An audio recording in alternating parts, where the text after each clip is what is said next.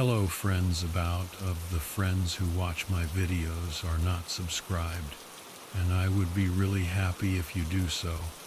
Also, don't forget to hit the like button and leave your comments. Your interaction makes the content reach everyone and contributes to the growth of the channel.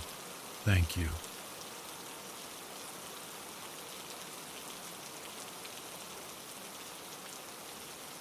The crisp October air of 2019 slapped me in the face as I hauled myself up into my rig. Another day, another haul. I'd been a trucker for over 10 years, and the highways of America were as familiar to me as my own living room. My name's Frank Miles, and this particular route had me winding through the Allegheny National Forest in Pennsylvania. Trees, and more trees, all blurring together as the miles ticked by.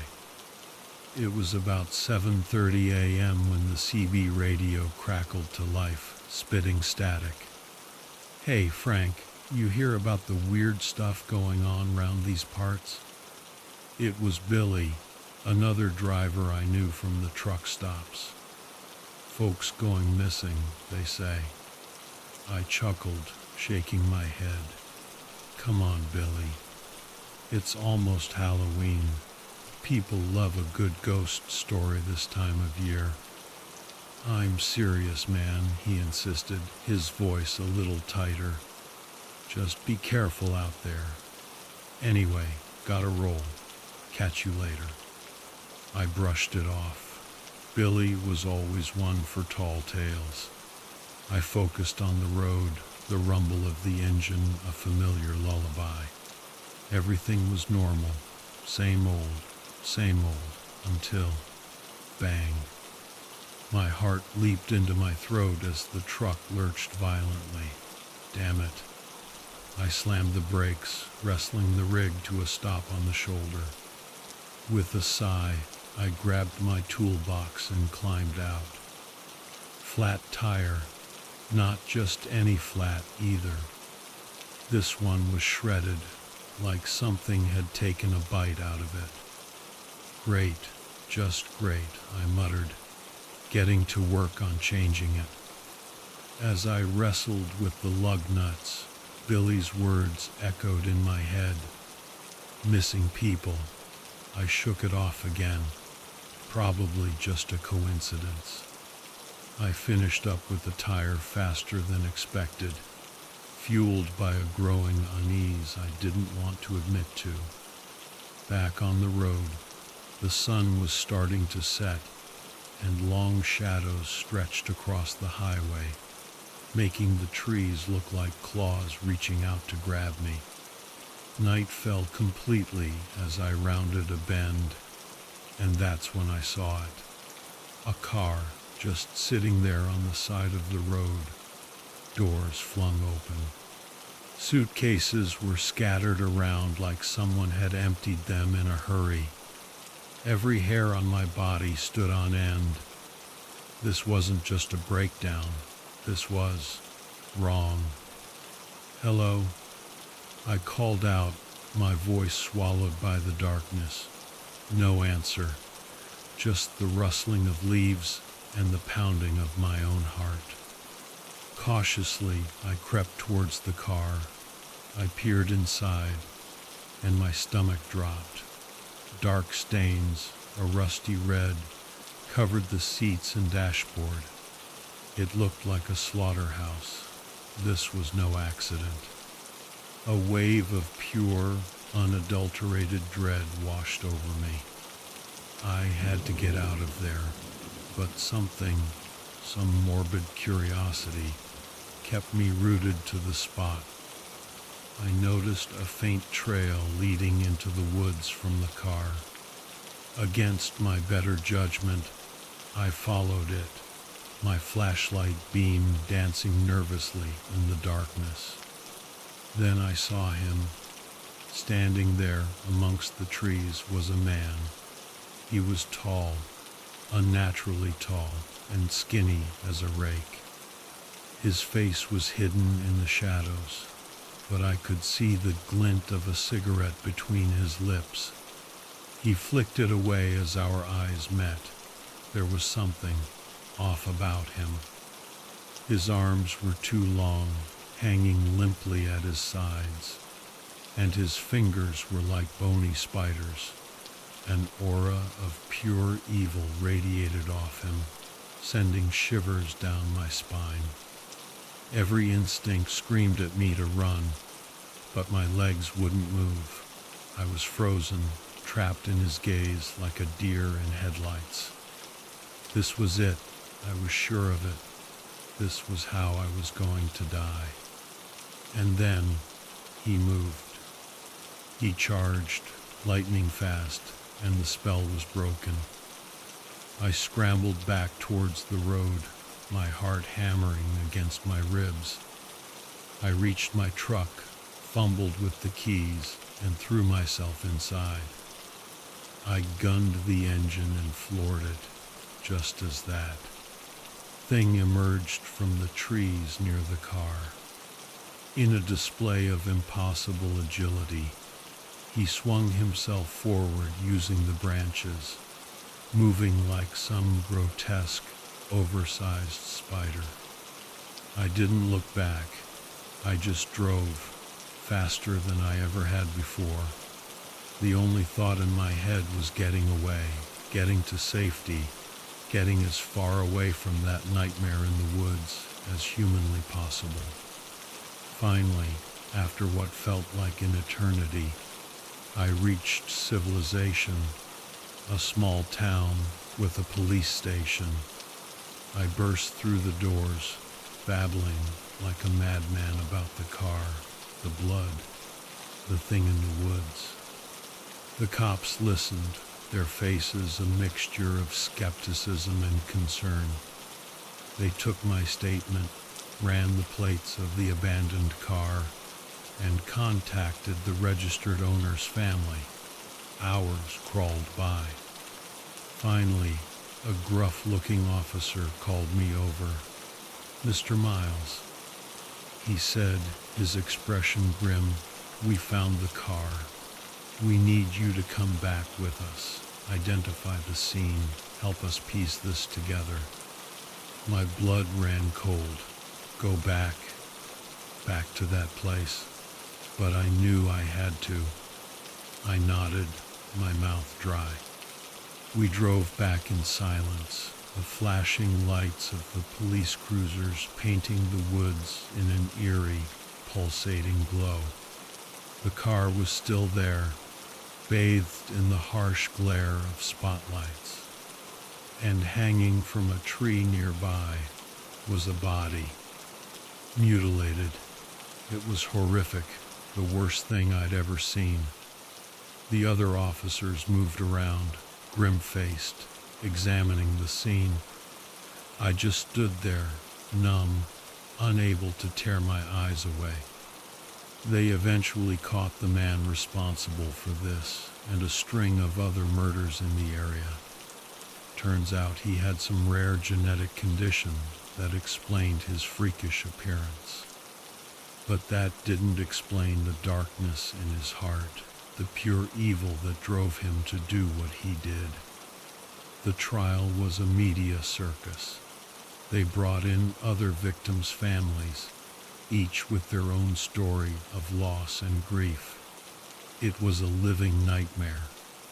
Even now, years later, I still have nightmares. I see that car, that blood, that thing in the woods, and I know that the darkness is still out there, lurking in the shadows, waiting for its next victim. And sometimes, in the dead of night, when the wind howls through the trees, I can almost hear the echo of his long, bony fingers scraping against the bark, a chilling reminder of the evil that men do. You never really know what's out there in the dark, just beyond the reach of the headlights. You just never know.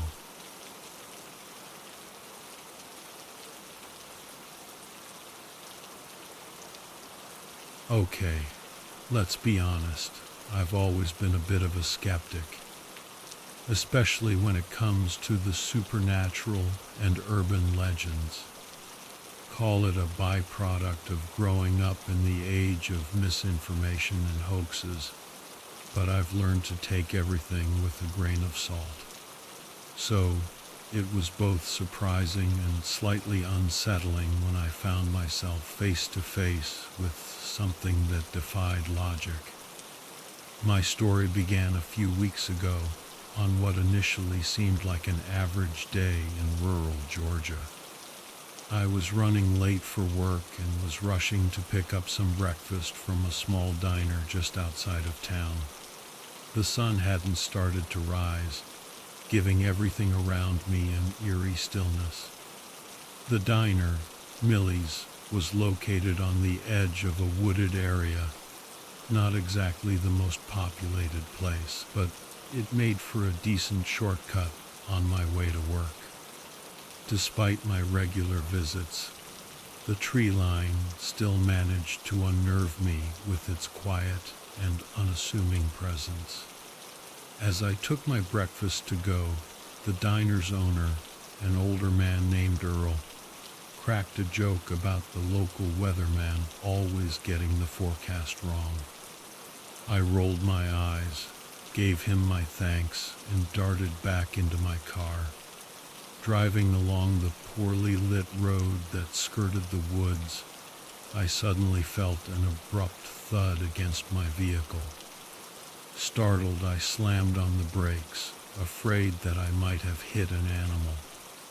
My pulse raced as I stepped out of the car, checking to see if anything was caught underneath or in front of it. There were no signs of impact, no fur or blood stains. Even stranger than that was what lay beside my vehicle.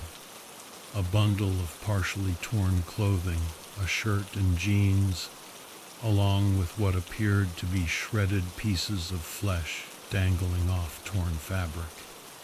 While alarming, there were no urgent phone calls or screams for help echoing from the nearby woods, prompting me to shrug off what might have simply been the remains of an animal attack. But as I continued my drive, unable to shake the feeling that something was terribly wrong, my suspicions were soon confirmed. In the distance, I saw a silhouette stalking along the side of the road. It was a bipedal creature with unmistakable canine features, its fur glinting under the moonlight.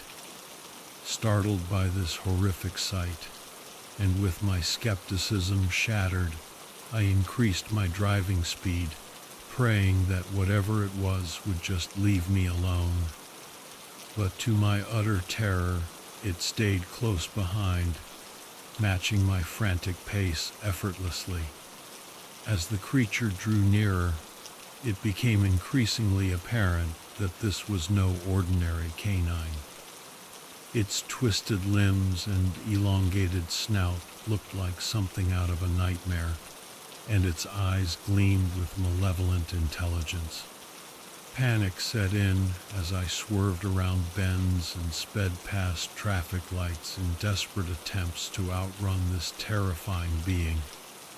With every turn of the wheel, I could hear its claws scraping against the asphalt behind me, a horrifying reminder of just how relentless it was in its pursuit.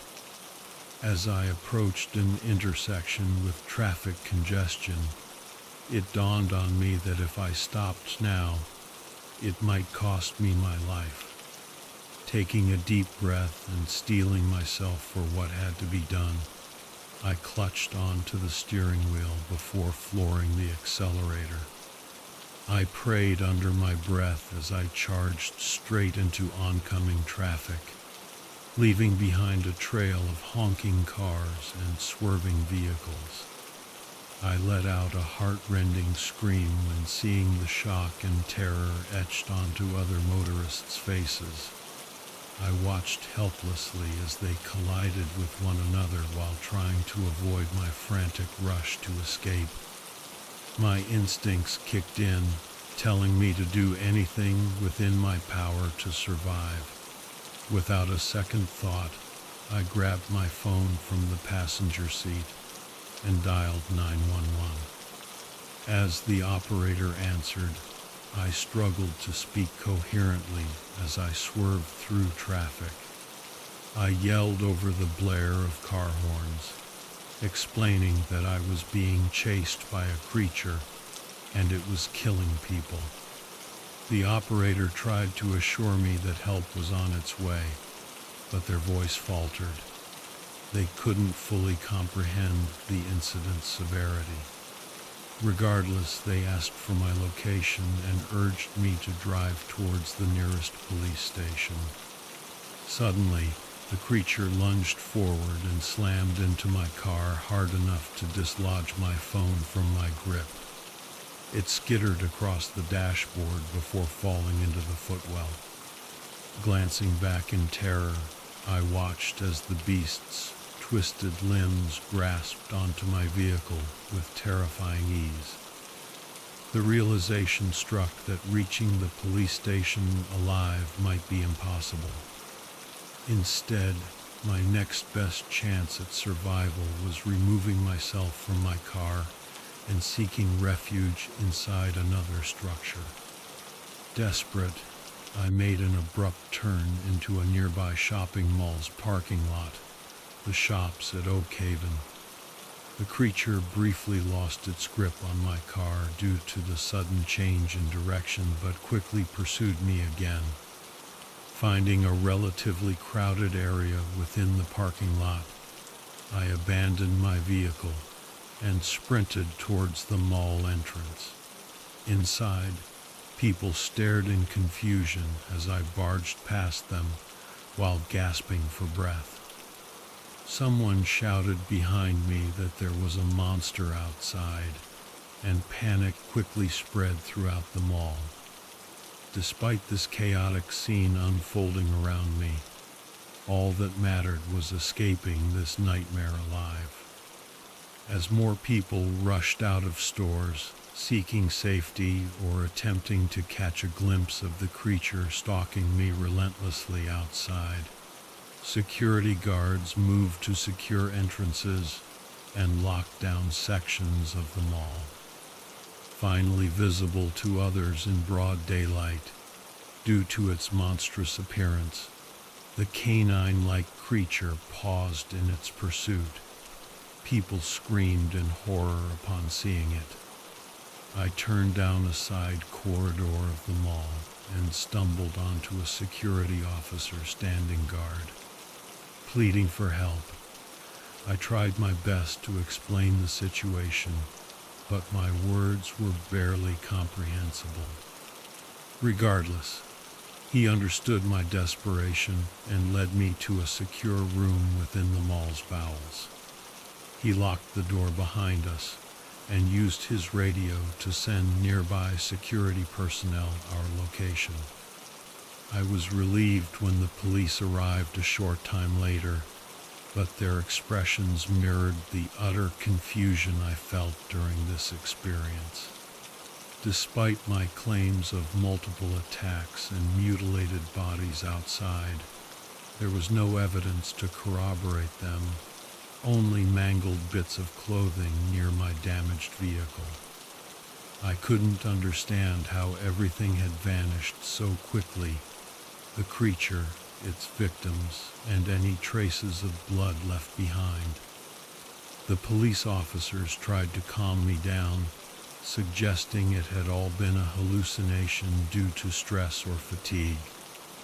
Deep in my heart, though, I knew what had happened. Although they never found conclusive evidence that day in terms of the monster stalking me so relentlessly, suspicion hovered over me like a dark cloud. No matter how hard I tried to prove my sanity or convince others that it wasn't merely some vivid nightmare or delusion, nothing changed. But life went on around me as people soon forgot those terrifying moments shared within a busy shopping mall. some choosing to write it off as another urban myth perpetuated by those seeking attention. As time passed, people began to forget about it. Survivors went back to their lives, but carried memories of that horrifying event with them. Some friends and families mourned and reminisced on those they lost, without knowing what happened fully. Relief washed over me that I survived such an ordeal. I couldn't forget the agony experienced by victims torn apart before my very eyes. As unsettling as it was knowing that a dangerous, flesh-hungry creature roamed our world, I gained some comfort in the fact that exposing it had likely saved countless other victims from its path.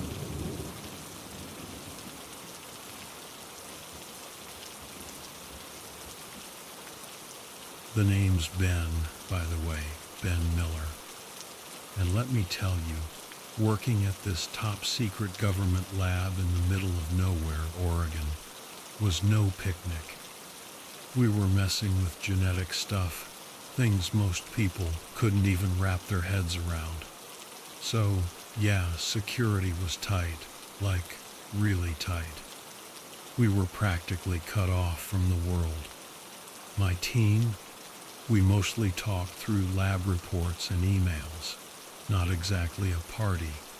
This whole isolation thing, they said it was for our safety and the public's, but man, it messed with your head. No laughs, no jokes, nothing. Just the hum of the machines and the weight of what we were doing. One day, I was staring out the window and I saw frost on the glass. It hit me like a punch to the gut. How long it had been since I'd actually been outside, really outside. My coworker, Sarah, a biochemist with a kind face, caught me staring. "You miss it, huh?" she asked softly. "The outside world." I nodded, unable to find the right words. "Tell you what," she said, a little glint in her eye. "Let's take a walk tonight. After dinner. Clear our heads." "Sounds good," I said, a little surprised but grateful. "What time?" 8. "Gives us time to finish up here," she replied as we passed each other in the hall. 8 it is, I agreed, a small smile finally breaking through. "Dinner first, though." "Definitely dinner first," she said with a laugh. Later that night, bundled up in our coats and scarves because, let me tell you, it was freezing out there, we met at the edge of the forest. We just started walking, no real plan, just enjoying the quiet and each other's company. It was nice, peaceful, even. "Ben," Sarah said suddenly, her voice a little hesitant, "do you ever get the feeling like we're being watched out here?" I thought about it for a second. Honestly, I never really did. But now that you mention it, yeah, sometimes. It's like there's something else out there. As soon as the words were out of my mouth, we heard it. This sound, it was like a screech mixed with a growl, deep and unnatural. We both froze and turned towards the noise, and there it was. This thing, standing maybe 20 feet away, hidden in the shadows. Sarah stumbled back, grabbing my arm. "What is that?" she whispered, her voice tight with fear. Part of me wanted to call for help, but another part of me said no. If this thing was something we had let loose, something from our experiments, God only knows who it would hurt, and who would be held responsible. "I don't know," I admitted, feeling a chill that had nothing to do with the cold. but I don't think we should stick around to find out. We started backing away, slow, careful, never taking our eyes off this thing. And then it moved. It lunged at us. Fast, way too fast.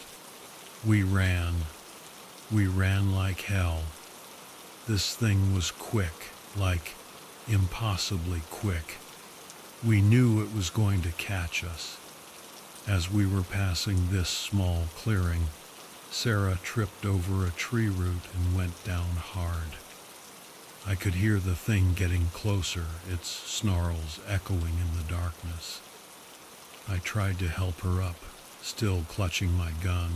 Yeah, they gave us guns, standard government issue, and I realized running wasn't going to cut it.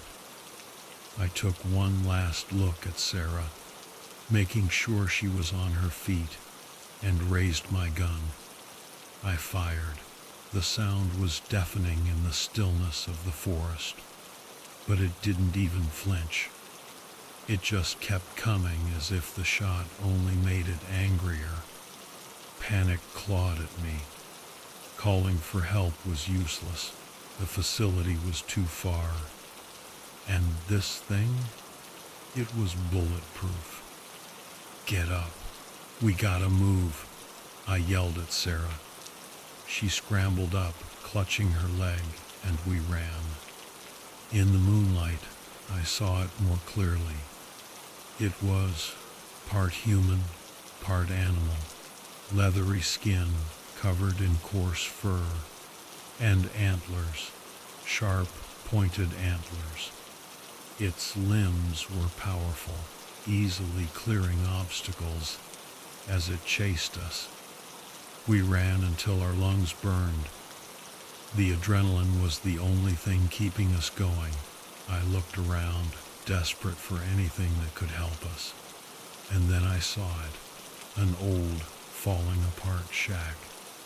In there, we can hide, I shouted, pointing at the shack.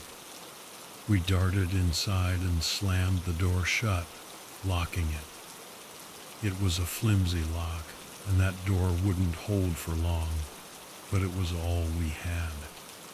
We were gasping for breath, trying to think, to plan. But what plan could you make against that? I cursed myself for not calling for help sooner. Our phones, Sarah whispered suddenly, as if she had read my mind. They won't work out here, no reception. I nodded, feeling even more helpless. I started looking around, searching for anything we could use as a weapon or a way out. Rotten wood, rusty nails sticking out, nothing useful. The creature's growls were right outside now, loud and menacing. We had to do something. We scrambled up into the attic, hoping to hide. The ladder creaked under our weight. The attic was cramped, dusty, and smelled like decay. We huddled together, the only light coming from cracks in the roof. The creature was at the door, slamming its body against it, trying to break through. "It's gonna get in," Sarah whispered, her voice trembling. Then I saw it. In the corner, a small metal trunk, old, dusty, but heavy. "Help me with this," I said, and together we dragged it to the attic opening right above the ladder. "When it comes up," I whispered, "we push." Sarah nodded, her eyes wide with fear, but also a flicker of determination. The door finally broke with a crash. The creature, silhouetted in the dim light, started to climb the ladder. It was even more terrifying up close. Its eyes glowed red, and spit dripped from its mouth. When its head poked through the opening, we pushed. We pushed that trunk with everything we had. It hit the creature square on the head. There was a sickening thud, a shriek, and then the creature fell back down the ladder, crashing to the floor. We didn't wait to see if it was dead. We scrambled down and we ran. We ran until we saw the lights of the facility, a beautiful sight in the darkness. We stumbled through the gates, collapsing, gasping for air. The security guards rushed over, their faces full of alarm. We were safe, for now. But we were changed. We'd seen something, faced something we couldn't explain. The secret of the forest, that thing, it was still out there. And we knew, deep down, that our work here, our experiments, had something to do with it. We'd messed with things we shouldn't have. We'd opened a door to something terrible. And now, the question was, could we close it, or was it too late? And maybe, just maybe, the biggest question of all, was the nightmare in the forest born within the walls of our own facility?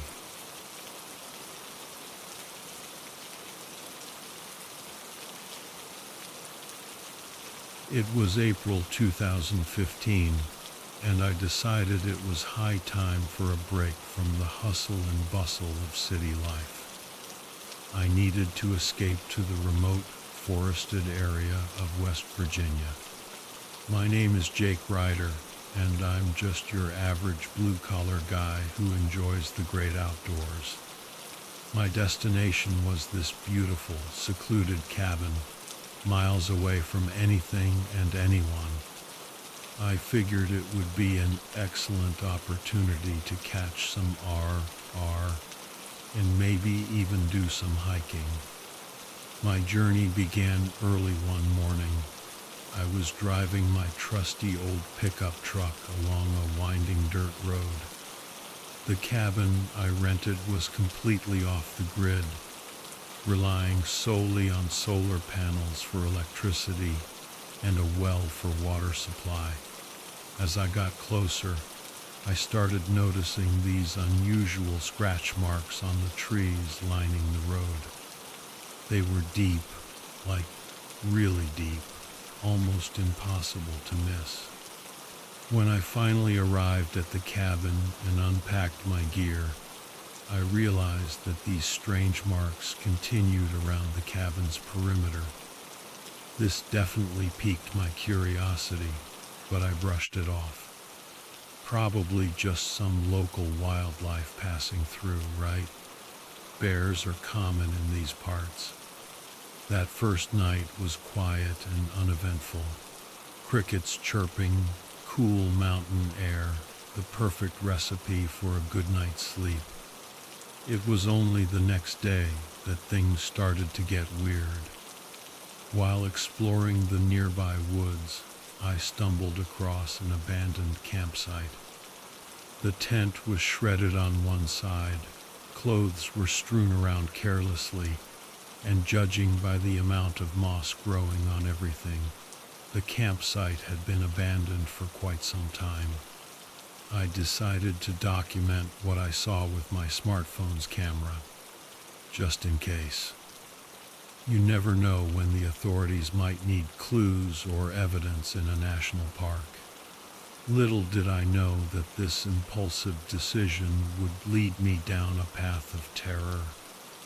Later that afternoon, during my hike back to the cabin to grab some firewood, I caught a glimpse of something moving out of the corner of my eye. Naturally, I'm on the lookout for bears, so I cautiously approached whatever it was, my heart pounding in my chest. As I got closer, it became clear that this was no bear. It was standing on two legs, but it was contorted in this really unnatural way. The sight of this reptilian humanoid sent a wave of dread washing over me. In one swift motion, It bounded up a nearby tree and disappeared into the canopy above before I could even react or get a good look. I booked it back to my cabin, struggling to make sense of what I had just witnessed. Was this creature responsible for the abandoned campsite and those weird scratch marks on the trees? The thought made my stomach churn. That night, as darkness fell, I lay in bed, listening to every creak and rustle. Every little sound made me jump. It took hours before I finally calmed down enough to fall asleep.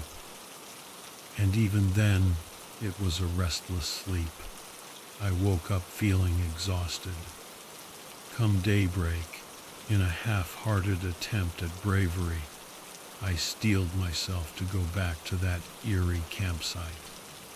I clutched my trusty pocket knife, even though I knew it was a pretty inadequate defense against whatever I might encounter.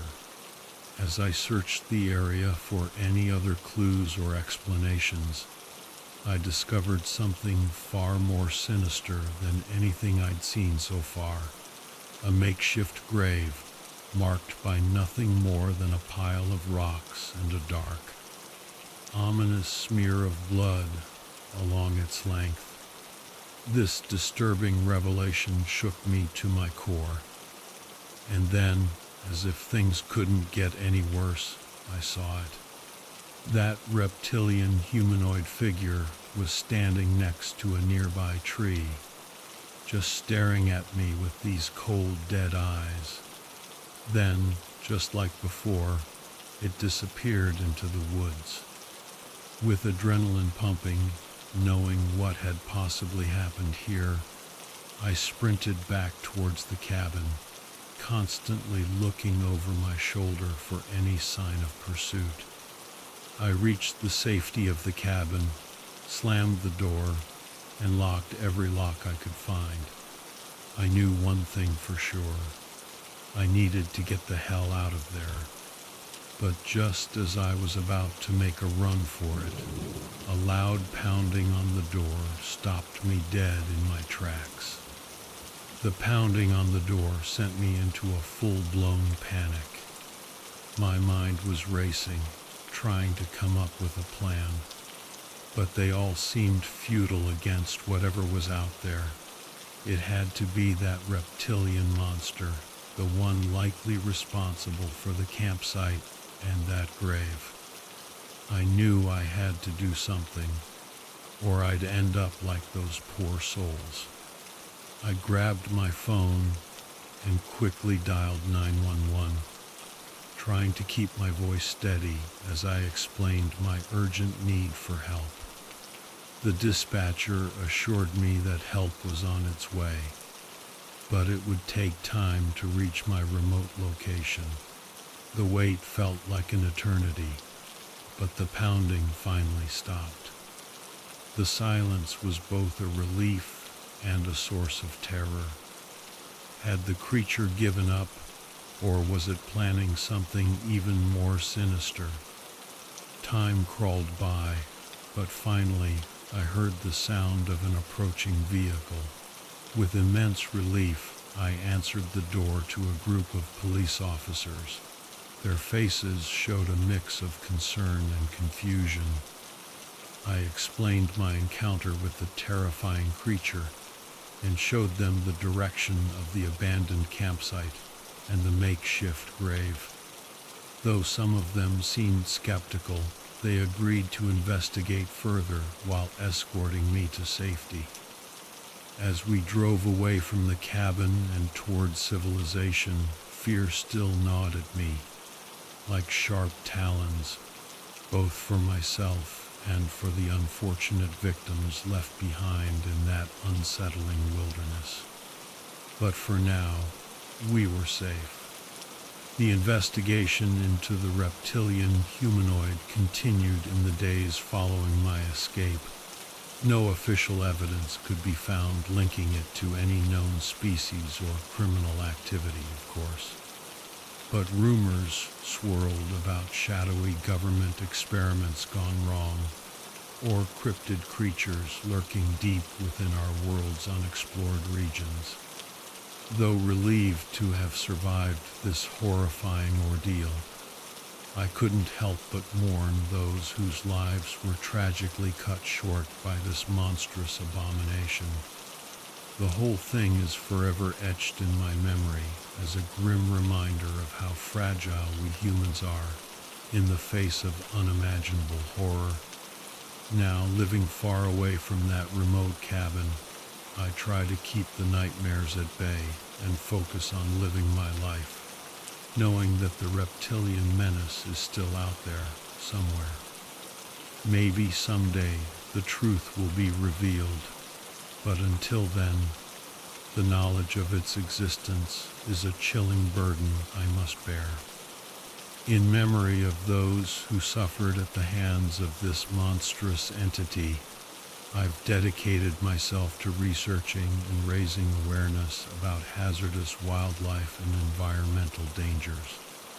While many remain skeptical or dismissive of my story, I remain steadfast in my convictions. For those who have fallen victim to the reptilian, humanoid, and countless other unknown terrors of our world, it is our duty to stay vigilant and attempt to understand these elusive creatures before they come for us next. The shadows hold untold secrets and frightful entities, yet we must continue to seek knowledge, understanding, and ultimately safety. Only then can we hope to move forward into a world where fear does not dictate our lives, and these hellish denizens of darkness are relegated to the annals of myth and folklore, forever banished from our reality.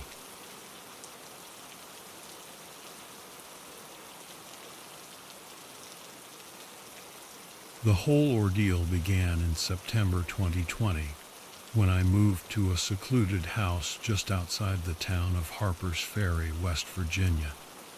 The serene location, paired with an amazing view of the mountains, was exactly what I needed after a bitter divorce. My once comfortable life had been ripped from me, and all I wanted was a fresh start. My new best friend during that time was a man named George Miller, who had lived in Harper's Ferry his entire life. He knew everyone and everything about the area.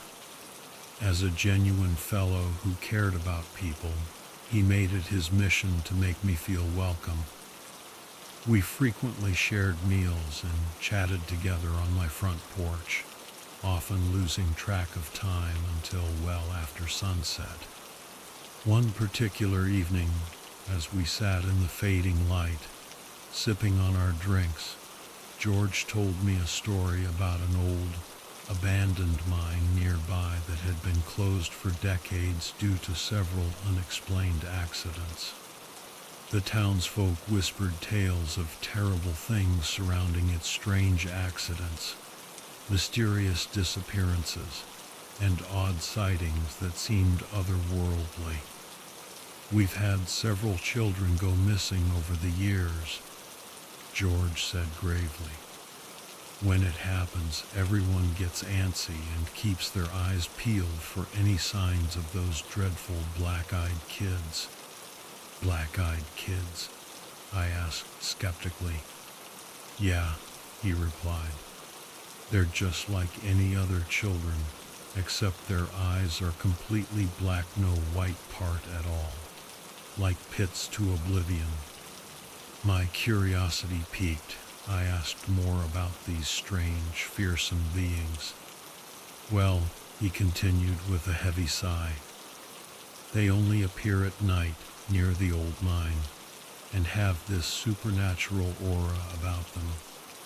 They've been luring people to that mine for years, but no one's ever caught one or even seen one with their own eyes and lived to tell the tale. At that moment, we were interrupted by the sound of a heavy thud coming from the back of the house. George grabbed a flashlight, and I followed him as we investigated the source of the noise. After a quick examination, we discovered that a tree branch had fallen onto the roof, no doubt weakened by recent storms. With that mystery quickly resolved, we bid each other good night and returned to our respective homes. The conversation with George stuck in my mind for days. Each night, as I lay down to sleep in my new surroundings, I couldn't help but wonder about those black-eyed children.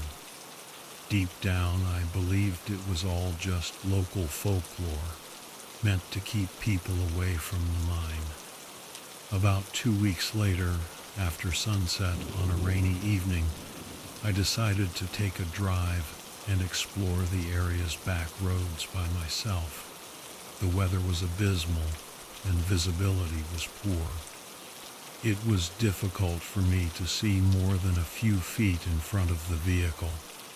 After 10 minutes of driving cautiously along an unfamiliar, narrow trail, my headlights shone upon something up ahead.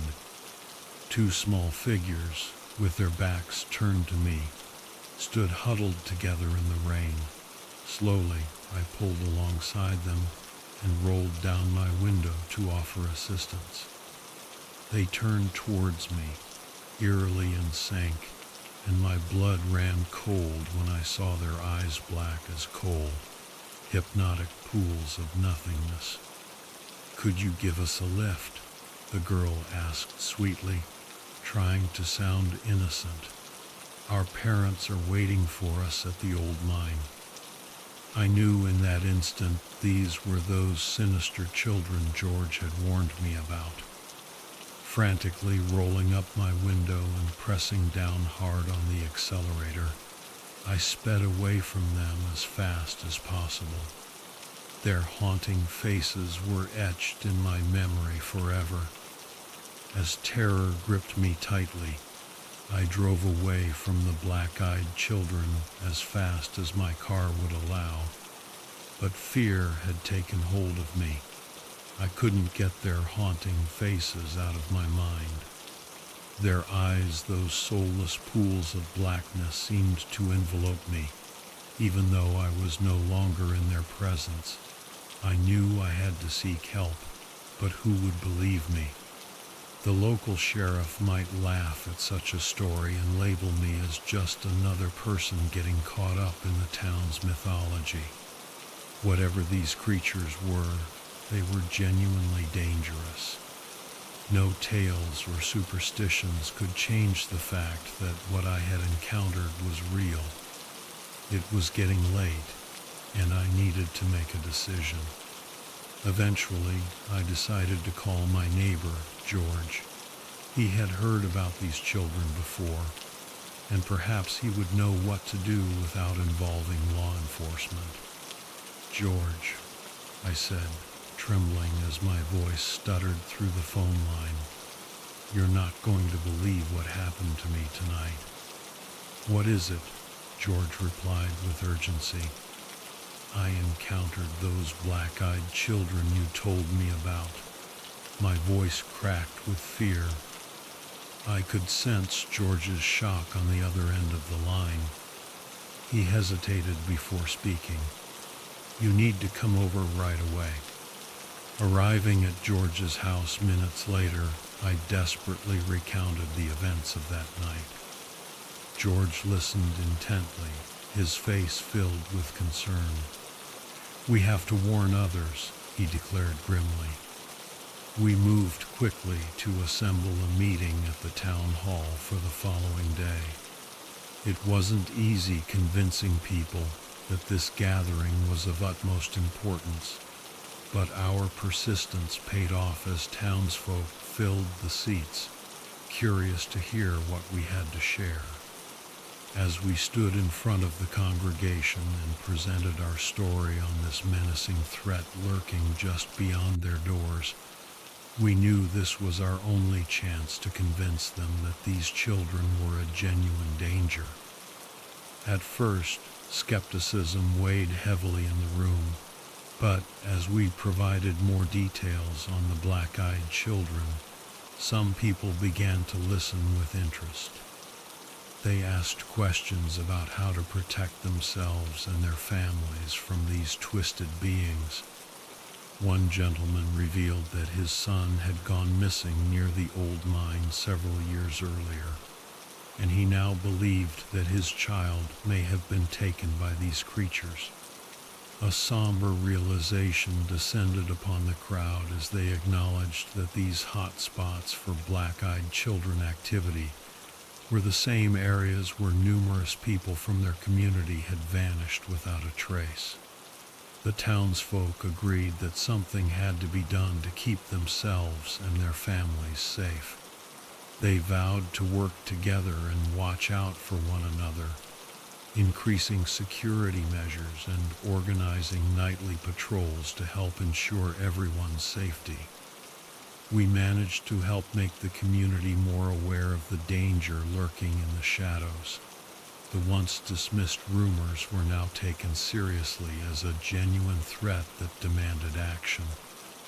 Over time, more people came forward with tales of encounters with the black-eyed children, lending further credence to our story. Some had lost family members who had crossed paths with these dark beings or disappeared near the old mine. Although life in our town would never be quite the same, our inhabitants' unity in facing this unnerving menace was heartening. We managed to protect future generations from falling victim to the black-eyed children. In doing so, those dark entities ultimately failed in their sinister goal of spreading fear and chaos within our community. As time marched on, I never forgot my brush with those terrifying beings or the courageous individuals who joined us in safeguarding our home against them. Together, we survived an unimaginable horror but emerged as an even stronger and closer-knit community.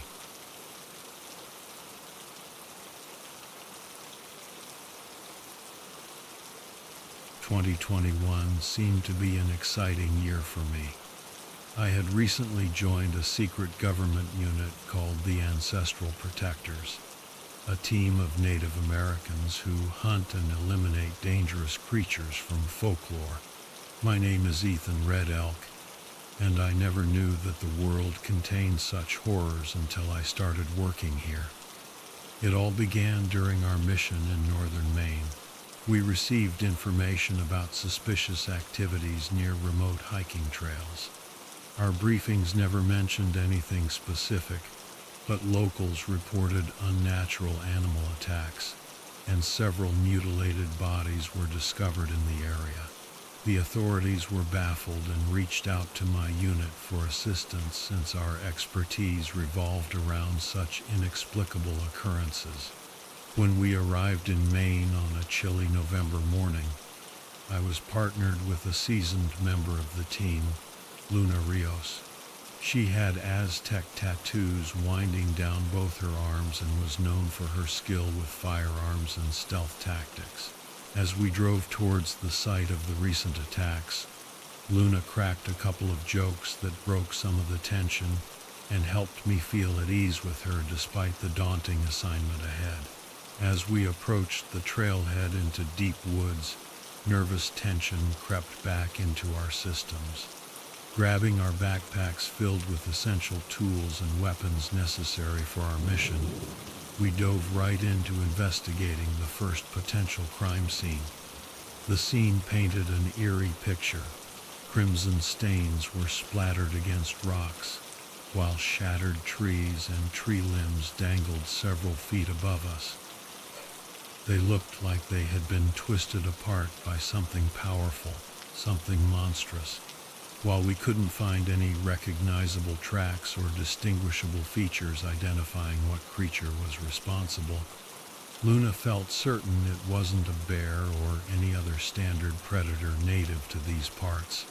As we continued to scout along the trail, I noticed the air growing colder. Not just because of natural climate changes you'd expect as day turned into evening, but it felt unnatural too. Suddenly, Luna darted behind a bush and signaled for me to hunker down. My heart raced as we peered out from our hiding spot. Down the path, we saw a figure dragging an unconscious hiker through the underbrush. The creature was no ordinary beast. It had the body of a bear, yet stripped to raw muscles and sinew without fur. Its elongated snout led to razor-sharp teeth that glistened in the dim light, and its eyes burrowed into your soul like searing coals. I gripped my knife tightly and glanced at Luna, who was loading her gun. We shared a knowing glance and prepared to spring into action once the creature came within range. Before we could move, however, something remarkable happened. It began transforming right before our eyes. In an instant, the beastly figure shifted entirely and took on the shape of a tall man with skin so white it could blind you. I had heard stories of legends involving shapeshifters, but never thought I would encounter one up close. The gunfire caused echoes that shook the forest as Luna unleashed her weapon relentlessly on the shapeshifter before us. It stumbled and howled in pain, but did not die or bleed like you'd expect. Each bullet wound seemed to heal nearly as quickly as it was inflicted. As our ammunition dwindled and our position grew more precarious each second, I made an executive decision. It was time for us to retreat and regroup with our team for better tactics and weaponry against this formidable foe who hadn't yet revealed its full potential. We managed to evade it temporarily as we dashed through dense forestation, hoping to buy ourselves enough time to strategize. In a moment of halted pursuit, Luna spoke hurriedly into her walkie-talkie to update our colleagues about the situation while I kept watch for any signs of impending danger. The sun was quickly sinking below the horizon, thrusting a cloak of darkness over the woods as a sinister sense of doom encroached on us. The time for action had to be now or never. We readied ourselves, preparing to strike back against the heinous creature that had so far proven itself immune to anything we threw at it. With no time to waste, Luna and I made our way to a nearby cave, hoping it would serve as temporary shelter and give us a chance to regroup with our team. The cave was eerily quiet, but it provided just enough cover from the pursuing creature. We tried to catch our breath while discussing our next move through hushed whispers. As we spoke, I noticed strange markings on the cave walls. One of them seemed to depict a humanoid figure with elongated limbs and claws, much like the creature we were facing. Although I'm no expert in folklore or mythology, it struck me as odd to see such a resemblance here. We soon heard rustling sounds outside. Luna quickly contacted our team on her walkie-talkie, urgently requesting backup and informing them of our location. She didn't know if they'd make it in time, but we had no choice but to hope for the best. As the night wore on, the creature showed up at the mouth of the cave, its grotesque figure illuminated by the faint moonlight. Its skin was almost translucent, as if it had been bleached by some unimaginable force. It stalked towards us with frightening speed, baring its teeth and growling menacingly. Luna picked up a large rock and used it to threaten the creature while I tossed flares at its feet. Though it flinched from the bright light momentarily, it continued its relentless pursuit. Just then, we saw flashlights approaching in the distance. Our team had arrived. They opened fire on the monster-looking thing that refused to die. As bullets pierced its flesh, I observed that not only did its wounds heal rapidly, but that they also seemed to empower it somehow. The creature's rage grew more intense with each gunshot, until one of our colleagues, James "Jim" Ironwood, was within reach of its deadly claws. It lunged at him and tore him apart with horrifying efficiency. A scene so gruesome it will haunt me for the rest of my days. There was no time to mourn. We needed to survive and understand what we were up against. Our team's leader, Samuel "Sam" Blackwater, took charge while we continued to fend off the seemingly indestructible creature. After realizing that conventional weapons were useless, he ordered us to retreat to a safe distance as he put in a call for emergency backup, hoping that whoever they were would have a better chance at containing this monstrous being. We retreated further into the woods, carrying our wounded and leaving behind the remains of our fallen comrade. The creature continued to chase us, but its focus momentarily shifted to feeding on our colleague's corpse, providing us with an opportunity for escape. It was then that I overheard one of the senior members conversing with Sam about the possibility of it being a rare cryptid native to these woods. The emergency backup arrived in record time. To our surprise, they were armed with specialized weapons and gadgets designed specifically for handling cases like this.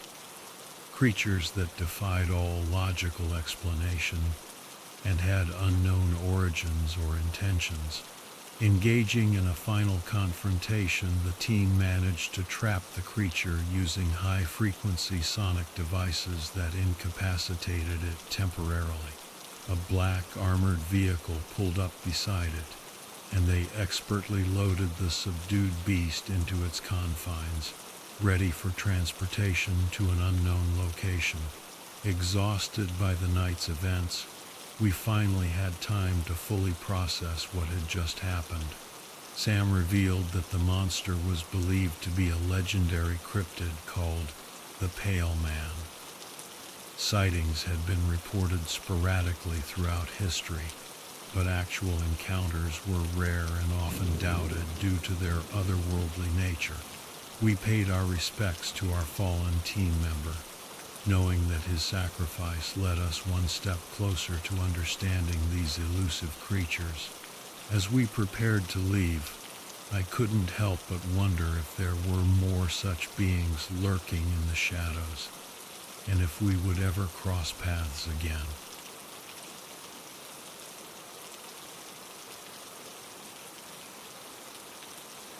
I'm going to tell you about something that happened to me a while back. It was a night that, honestly, still screws with my head. My name's Ethan Hayes, and I took this trip with my buddy, Finn O'Malley. We decided to hit up the Grand Canyon, camp out in our RV for a few days. You know, just unwind from work and all that crap. We rolled into our campsite late in the afternoon and parked the RV near the edge of the canyon. We were stoked. Figured the next few nights would be full of stories, laughs, and just chilling by the bonfire. That first night was awesome. We grilled some steaks, and Finn, being the comedian he is, had us cracking up until our stomachs ached. The next day, we decided to hit this hiking trail that went deep into the canyon. The views were insane, like postcard perfect. And get this, we didn't see another soul the entire day. Kinda peaceful, but also a little weird. As we were heading back, we stumbled upon this wrecked car at the bottom of a ravine. It was mangled, all twisted metal. Clearly a nasty accident. We looked around, hoping to find someone, but there was no one. Just these creepy blood stains on the dirt-covered windows. It gave us the chills, so we booked it back to our campsite. Later that night, things got real. We were trying to sleep, still freaked out by what we saw, when we heard footsteps outside the RV. I peeked out the window, and there's this guy, looked like he'd been through a war zone. His clothes were ripped, and he was dragging his leg like something out of a zombie movie. We started freaking out when he tried to open our door. Luckily, it was unlocked, but my brain finally kicked in, and I slammed it shut before he could get in. Finn, bless his heart, was scrambling to call for help. But, surprise, surprise, no signal out in the middle of nowhere. This guy, he was like a rabid animal, clawing at the door, trying to get in. I'm struggling to hold the door, and Finn's running around the RV like a madman, looking for something to use as a weapon. He ends up grabbing this rusty pipe from under the sink, and he's holding it like he's gonna go to war. We exchange this look like, this is it. I take a deep breath, fling the door open, and Finn swings the pipe with everything he's got. It connected with the dude's head with a sickening thud, but the guy didn't even flinch. If anything, he got even angrier, more aggressive, and kept coming at Finn. Then, out of nowhere, bang, bang, bang, bang, 4 gunshots. A group of park rangers showed up, thank God. They'd heard us yelling for help. The guy finally went down, each bullet hitting him in the chest. But, and this is the part that still messes me up, he was still moving, writhing and clawing at us, even on his knees like he was invincible or something. One of the rangers yelled at us to cover our heads, then fired another shot, this time straight to the guy's forehead. That finally did it. He stopped moving. The rangers were just as shocked as we were, I think. They cautiously approached the guy's body, which was now blessedly still. I let go of the door handle, my legs shaking like crazy from the adrenaline.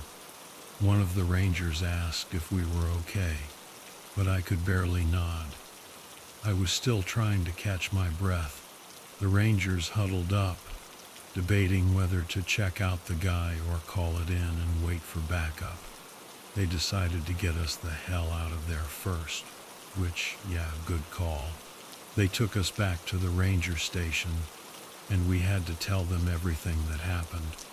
Turns out this guy matched the description of some fugitive who'd escaped from a maximum security prison nearby. They said he was super dangerous, criminally insane, which, no kidding, explained why he was so hard to kill. At first it was terrifying, knowing that this psycho had targeted us, but mostly we were just grateful to be alive. While we were talking to the rangers, they mentioned that 2 other campers had been found dead earlier that day in a site not far from ours. They figured it was the same guy, since both sites showed signs of an attack, just like ours. We felt sick for those campers, for their families. Their vacation turned into a horror show, just like that. As for us, there was no way we were going back to our RV. That thing was tainted. We just wanted to forget the whole damn thing. The cops eventually showed up, took our statements, and reassured us that the guy was definitely dead. They were launching an investigation into his escape, looking for any accomplices. The rangers arranged for us to stay at a motel nearby. As the sun set on that nightmare of a day, Finn and I were left to process everything. We were grateful to be alive, but we knew it would take time to feel normal again, and we couldn't stop thinking about the people who didn't make it. Our lives went on, but we'd never forget the terror of that night, or the lives that were shattered by that madman's rampage. We spent the rest of our vacation close to home, surrounded by friends and family, trying to get our heads straight. Eventually we moved on, but our lives were changed, you know. Every now and then, when I'm lying awake at night, I still hear that frantic clawing at the door. And even though I know it's just my imagination, I can't help but remember those terrifying moments when our lives hung in the balance. All thanks to some crazy escaped con. I tell you, the whole thing makes me never want to go to a national park again.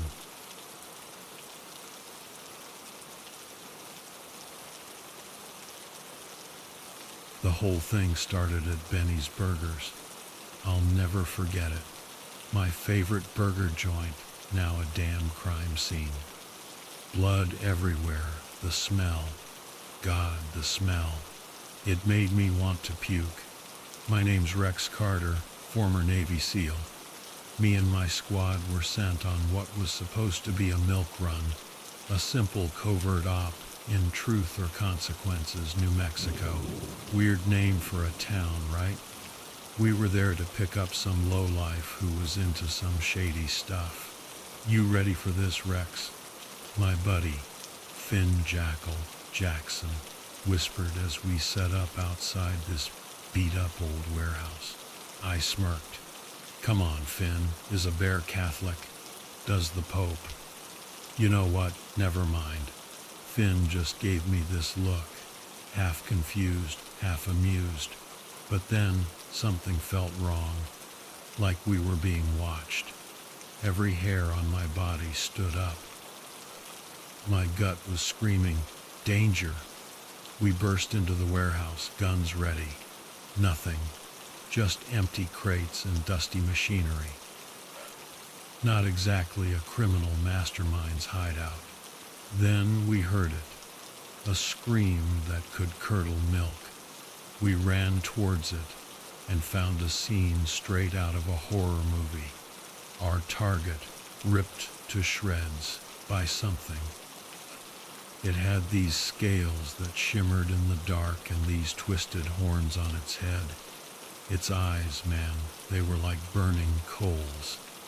It just stared at us for a second, then slithered back into the shadows. We were all stunned, frozen in place. Okay, Finn started, his voice shaky, turning to me. His voice was caught in his throat. Let's, reassess. Our mission had changed. Big time. We needed answers. We spent days digging, trying to connect our dead scumbag to this thing. The locals only whispered about some old folktale, but nothing solid. Then it hit again. A farmer found dead by a stream, messed up bad, covered in these huge claw marks. It was like this thing was toying with us. We studied every detail, every attack.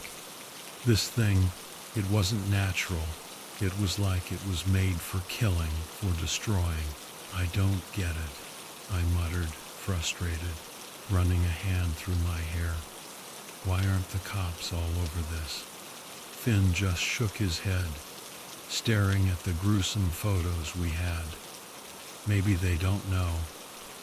Or maybe they're scared. We came up with a plan, a long shot, to corner the thing, figure out what it was. Finn would act as bait. Yeah, he's a hero or an idiot, maybe both in this open area, while I covered him with a high-powered tranquilizer gun, just to slow it down, buy us some time. Before he went out there, Finn, in his usual style, had to crack a joke. Rex, you owe me big time for this. I'm talking the most expensive steak dinner in town. I grinned as Finn walked out into the field. The sun dipped below the horizon, painting the desert in these creepy shadows. It was like the world was holding its breath. My heart was hammering in my chest. I was hiding behind a pile of rocks, watching, waiting. Then, a howl. It wasn't just loud, it was primal. It shook me to my core. And there it was. The creature. It was even worse up close. A nightmare made real. Finn stood his ground, brave bastard. I aimed, my finger hovering over the trigger. I was praying, hoping we could end this without more blood. But then the creature lunged at Finn, lightning fast. My finger squeezed the trigger. The dart flew, a perfect shot, right as those claws ripped into Finn. He screamed, a sound I'll never forget. The tranquilizer hit, but those claws, they did some serious damage. Finn stumbled back. I dropped the gun and sprinted to him. The creature was slowing down, but we couldn't take any chances. One swipe at my friend, and I couldn't even think about what a second one would do. Finn was swaying, his face contorted in pain. "Rex, go!" he grunted. "I'll slow it down. Get help." I froze. "Leave him?" "With that thing? No way. We're calling for help together," I said, pulling out my phone. I dialed 911, practically yelling, explaining what happened, where we were. "Help me!" "My friend's been badly hurt by some kind of animal." Where the line went dead. My hands trembled as I shook my phone, a futile attempt to regain a signal. "Rex," Finn panted, clutching his side. His voice was weak but determined. "No time. Leave me. I'll catch." Every second was a lifetime. I knew we were both sitting ducks out. After what felt like an eternity, I nodded reluctantly. "Stay safe," I choked out, my eyes locked on the creature, which was still out, but groggy. I backed away, then turned and ran. It felt like forever before I found a group of hunters camped out nearby. I told them everything, practically begging them to help. They looked at each other, scared, but they agreed. We went back, armed with more tranquilizer guns and medical supplies. But Finn, the creature. The hunters went after the creature, promising to end it. I followed Finn's trail, praying he was okay. I found him in this makeshift shelter, made of fallen branches. He'd patched himself up as best he could. Seeing him like that, weak and in pain, it broke me. We got him to the nearest hospital. Doctors swarmed him, and I just paced outside, the whole night playing over and over in my... They eventually transferred him to another hospital, far away from our little town. Word got around, of course. People, the attack, the creature, it was all anyone talked about, even though it had only been a few nights. It felt like a lifetime. Today, I walked into Finn's hospital room, trying to act normal, bringing him some magazines and some bad jokes. He opened his eyes and gave me this weak smile, and I knew, right then, I'd never take anything for granted again. Not our friendship, not our lives. I'm going to find answers about that thing. I owe it to everyone who might cross its path. I don't know what it is, or why it's here, but I know one thing. I won't rest until that nightmare is gone. No one else should have to go through what Finn did. No one should have to face that kind of fear. Not on my watch.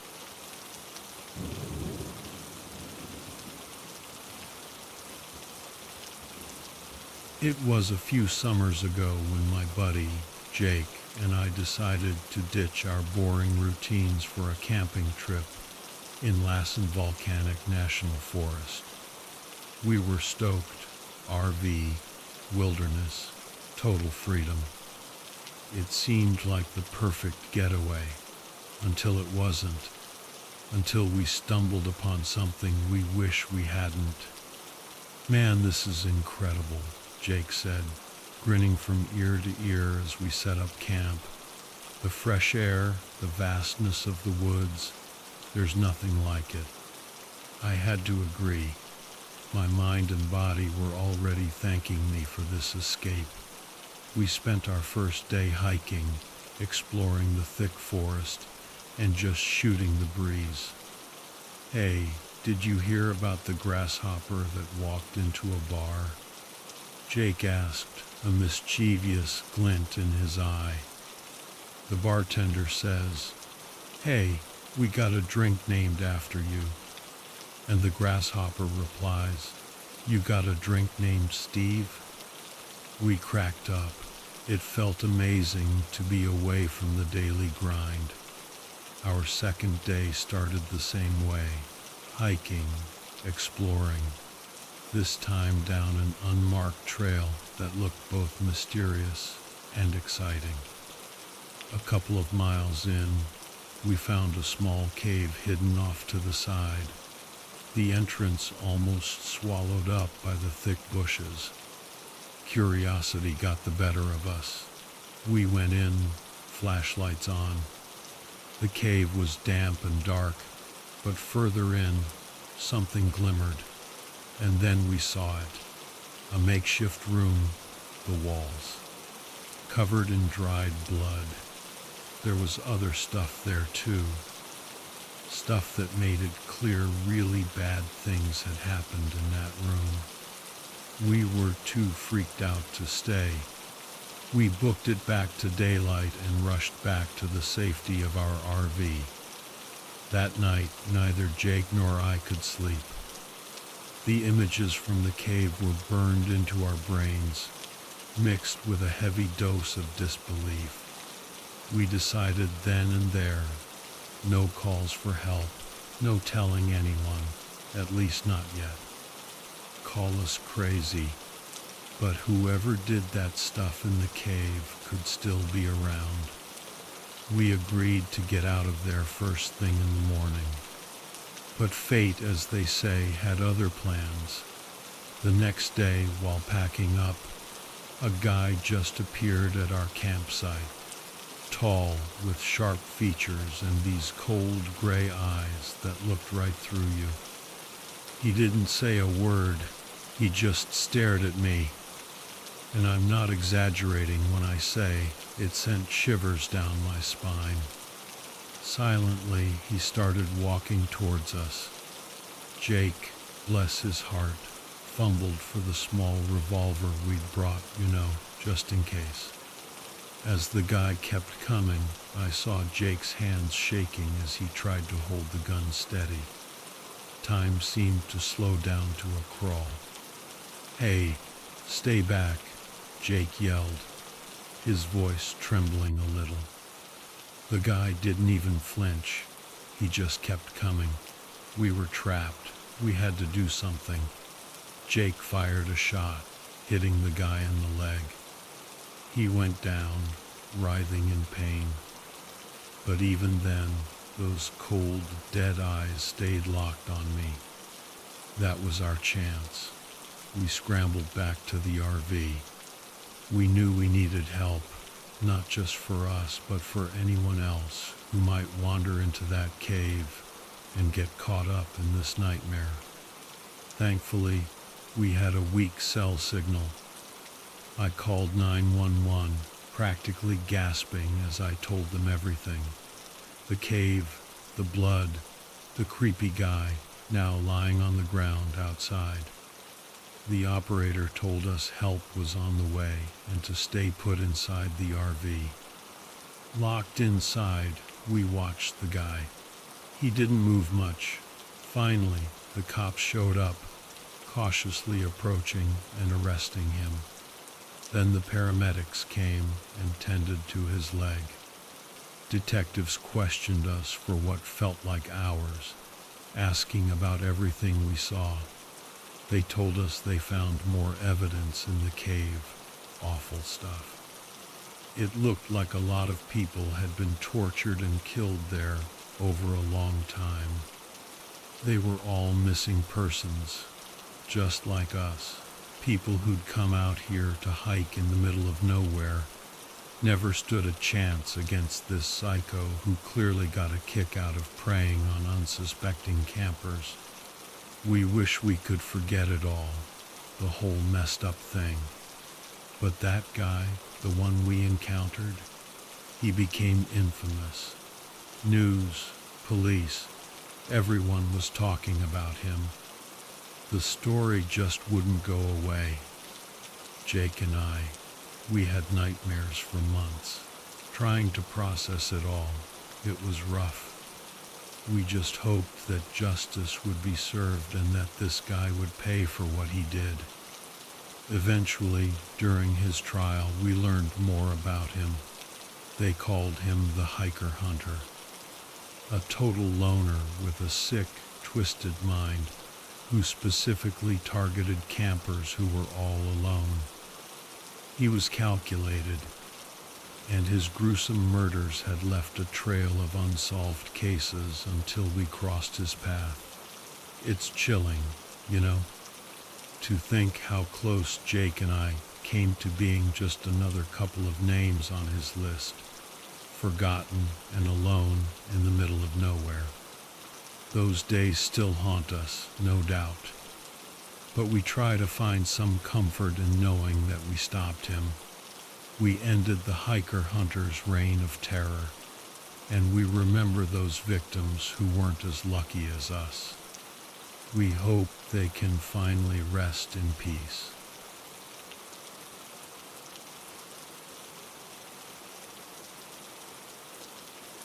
It was back in '97, a time when things felt way less complicated.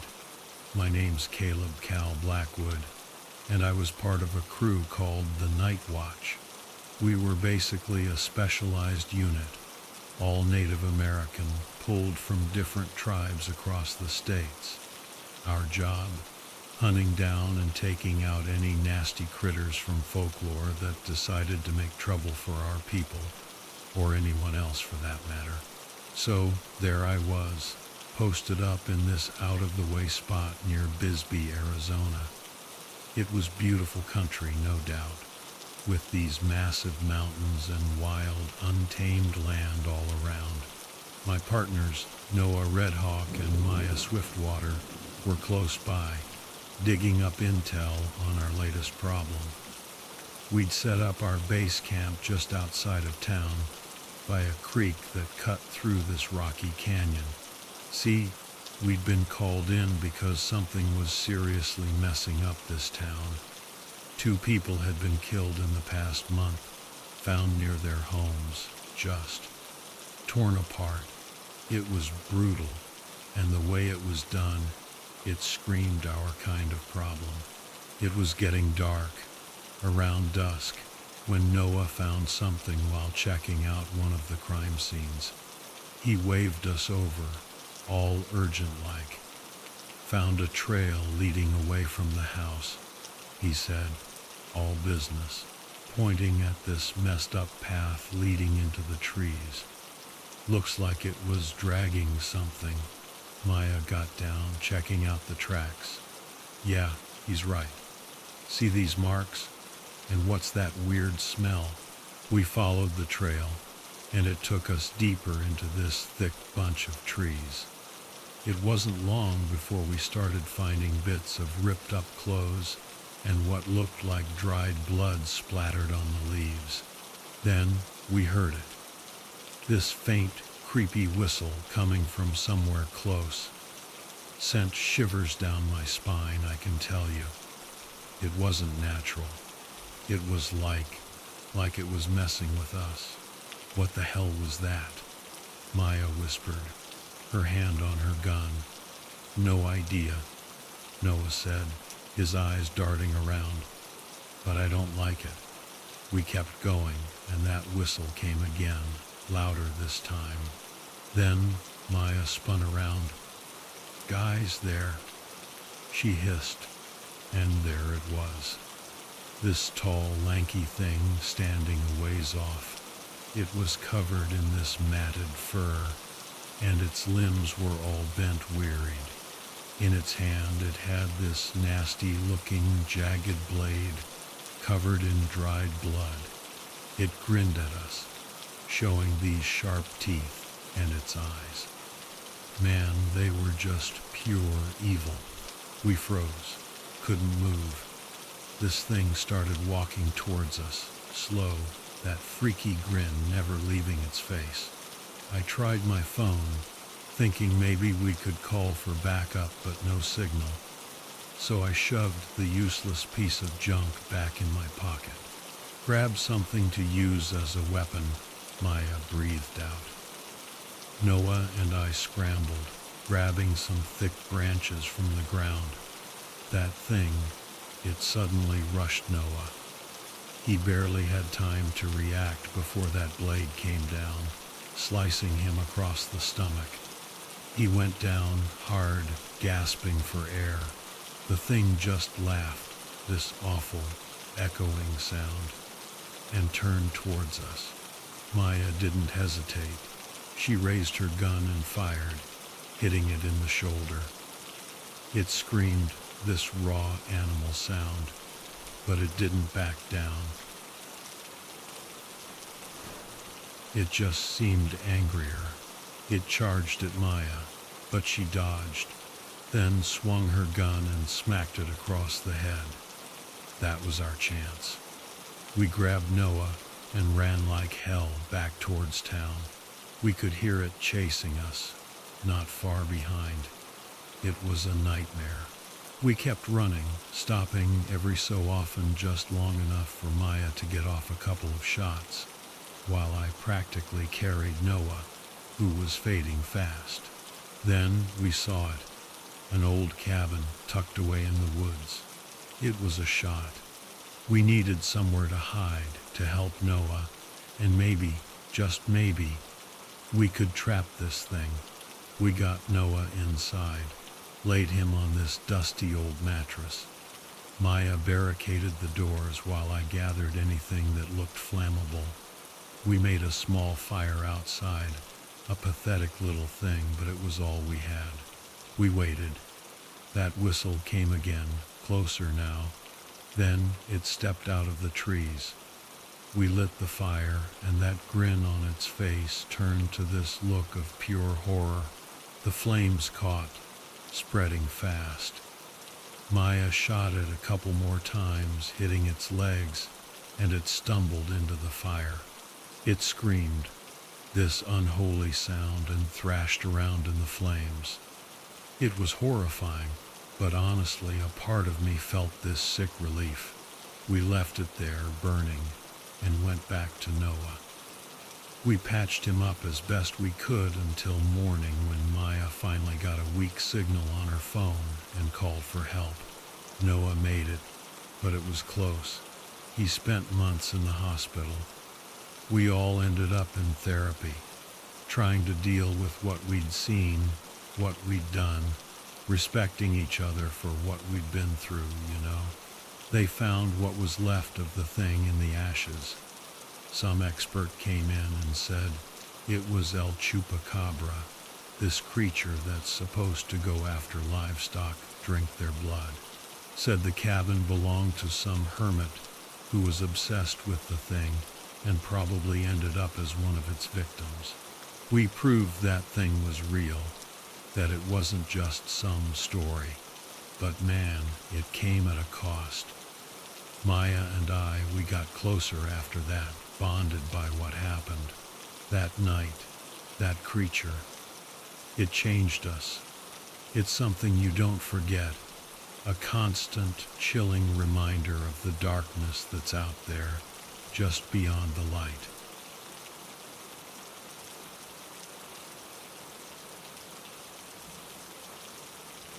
It was around 10:00 a.m. on a casual June morning in 2017, and I had just fired up the grill to cook breakfast next to our rented RV.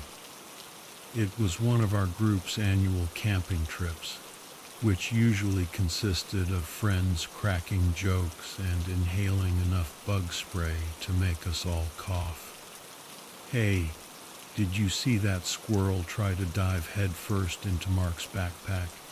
chuckled my friend Lisa. "Seriously, it probably smelled the fruity nonsense he uses as cologne," I replied with a grin. We were camping in the serene Sycamore Grove Park in Livermore, California, where the rustling trees and quiet surroundings helped us escape from the daily grind. Our group had been there for 2 days already, just enjoying nature and each other's company. As we sat down around the picnic table, Lisa brought up something that instantly changed the atmosphere. You know, I read some creepy stories online about this park. Apparently, a mysterious man has been seen wandering deeper into the woods. No way, said Tom defensively. I don't believe it. Feeling stubbornly skeptical but amused by our group's sudden change of demeanor, we continued with our relaxing day outdoors. The topic remained unresolved, but lost in favor of a game of touch football. Later that evening, as we sat huddled around the campfire, exchanging more ghost stories and singing songs, I noticed movement at the edge of the firelight. Squinting my eyes to adjust to the darkness beyond our campfire ring, my heart began pounding rapidly when I realized it wasn't just my imagination. A tall man stood just beyond the flickering shadows cast by our roaring flames. He had wild black hair, streaked with red, and a pale face covered in dirt and dark markings. He wore tattered clothing that looked like it hadn't been washed in ages. His grotesque appearance was enough to send shivers down my spine. I quickly alerted the rest of our group, but as we all turned to look, the man disappeared into the darkness of the wooded area. Tensions were now running high. It was impossible for us to shake the image of the gruesome man lurking beyond our campsite. We anxiously wondered if this was connected to Lisa's story, or if it was just some vagrant passing through. Attempting to relieve some tension, I cracked a joke. Maybe the half-red hair crept in for a midnight snack. We didn't even invite him for s'mores, so it serves us right. Everyone gave out a nervous chuckle, but it was clear that no one was comfortable staying at that campsite anymore. After a few rushed suggestions made in hushed tones, we decided to switch locations. The move would cost us time and energy. However, we were unable to justify staying at our current site after witnessing such a disturbing figure. We hurriedly packed our belongings and moved deeper into the park, where we hoped we wouldn't run into any other visitors, particularly not those of the skin-crawling variety. Once we found a new spot and settled down, our group discussed the possibility that we had just encountered the same mysterious man Lisa mentioned. Despite feeling on edge, there was no sign of danger around our new location. 4 hours afterward, conversations among friends and quiet rustlings of nature filled the night air like an orchestra. Gradually, our confidence began to rebuild, as it seemed less likely that we'd face whatever unsettling figure awaited us back at our former campsite. Unexpectedly and unfortunately, our peace shattered with an agonizing scream in the distance. Crawling into panic mode once again, and certain that it must be related to the creepy man from earlier, we grasped makeshift weapons, including large branches and rods from disassembled tents.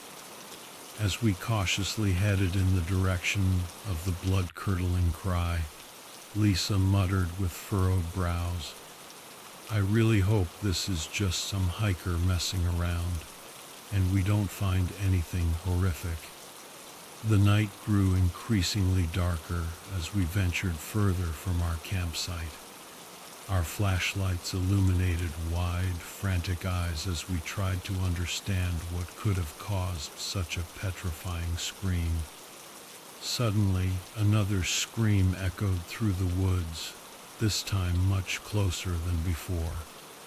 Gripping my branch tighter, I could feel my whole body trembling from an adrenaline surge as we took off towards the source, anxiety and terror clawing at my throat. As we continued towards the source of the screams, our tightly knit group moved cautiously through the dense forest. Each step became increasingly more difficult, with our legs feeling heavier from fear and fatigue. Finally, we reached a small clearing and were met with a horrifying sight. A terrified hiker, covered in blood and gasping for air. The hiker seemed to have suffered an attack, but the assailant was nowhere in sight. We immediately realized that this was no prank. Something was terribly wrong in these woods. "Stay here, I'll call for help," said Lisa, her voice wavering as she pulled out her phone to dial emergency services. We all agreed that this was the best course of action, and silence followed as we waited anxiously for help to arrive. Minutes felt like hours as we stood guard over the injured hiker and kept a watchful eye on our surroundings. Eventually, we heard rustling from the direction where we had first discovered the gruesome scene. Everyone prepared their makeshift weapons and braced for an encounter. To our horror, a tall man with half-red hair emerged from the darkness. His skin was unnaturally pale, and his eyes void of any emotion. Wearing torn clothing and carrying a bloody knife, it became obvious that he was responsible for both the injured hiker and the bone-chilling screams. He walked towards us with purposeful strides, clearly unhinged but undeniably human. It became more evident that this attacker was not some supernatural being, but rather a deranged individual who found pleasure in terrorizing unsuspecting campers. While our heart rates increased exponentially, we knew we had to defend ourselves against this psychopath. "Everyone, surround him. Don't let him escape," shouted Lisa as she directed us into position, prepared for confrontation. With our makeshift weapons raised high, adrenaline coursed through our veins. The half-red-haired man kept moving forward, but made no attempt to communicate or explain his actions. As he reached us, he lunged at one of our friends with his bloody knife. We all attacked in response, striking the man with branches and rods in hopes of incapacitating him. In the midst of this chaotic confrontation, we noticed the distant sound of sirens growing more prominent. This was our chance to subdue the attacker long enough for help to arrive. Although exhausted and terrified, our combined efforts seemed to make a difference. As the police arrived, the officers quickly took control of the situation, restraining this remorseless half-red-haired man and administering first aid to the injured hiker. The night was filled with relief and sorrow as we learned that this twisted individual had inflicted harm on other campers before crossing paths with our group. Fear had gripped us all throughout that night, but finally a sense of closure came upon us, knowing that he would not terrorize anyone else again. In the aftermath of this harrowing experience, we stood united in grief for those who didn't manage to escape his madness. Our camping trip started as an escape from reality, but ended with a stark reminder of the cruelty that exists within humanity. Driven by fear and panic, we had managed to fight back against an antagonist who wished nothing more than to inflict pain on innocent campers. With hearts heavy from the reality we had faced together, we returned home, changed by the events that transpired. The haunting memories of what happened in those woods would forever be etched in our minds, a brutal reminder of how life could morph into a terrifying struggle for survival within mere moments.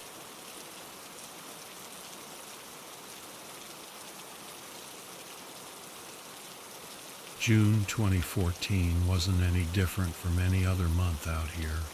Just another day on the job in the middle of nowhere, Sierra Nevada. Name's Ben, and this fire watch tower's been my home sweet home for over a year. The silence and solitude. But man, nothing quite prepares you for that moment when you realize you're not alone. Not out here in the vast wilderness. It all started on a slow day, like real slow. I'd spotted a few measly smoke plumes, nothing serious. Honestly, I was bored out of my mind up in that tower.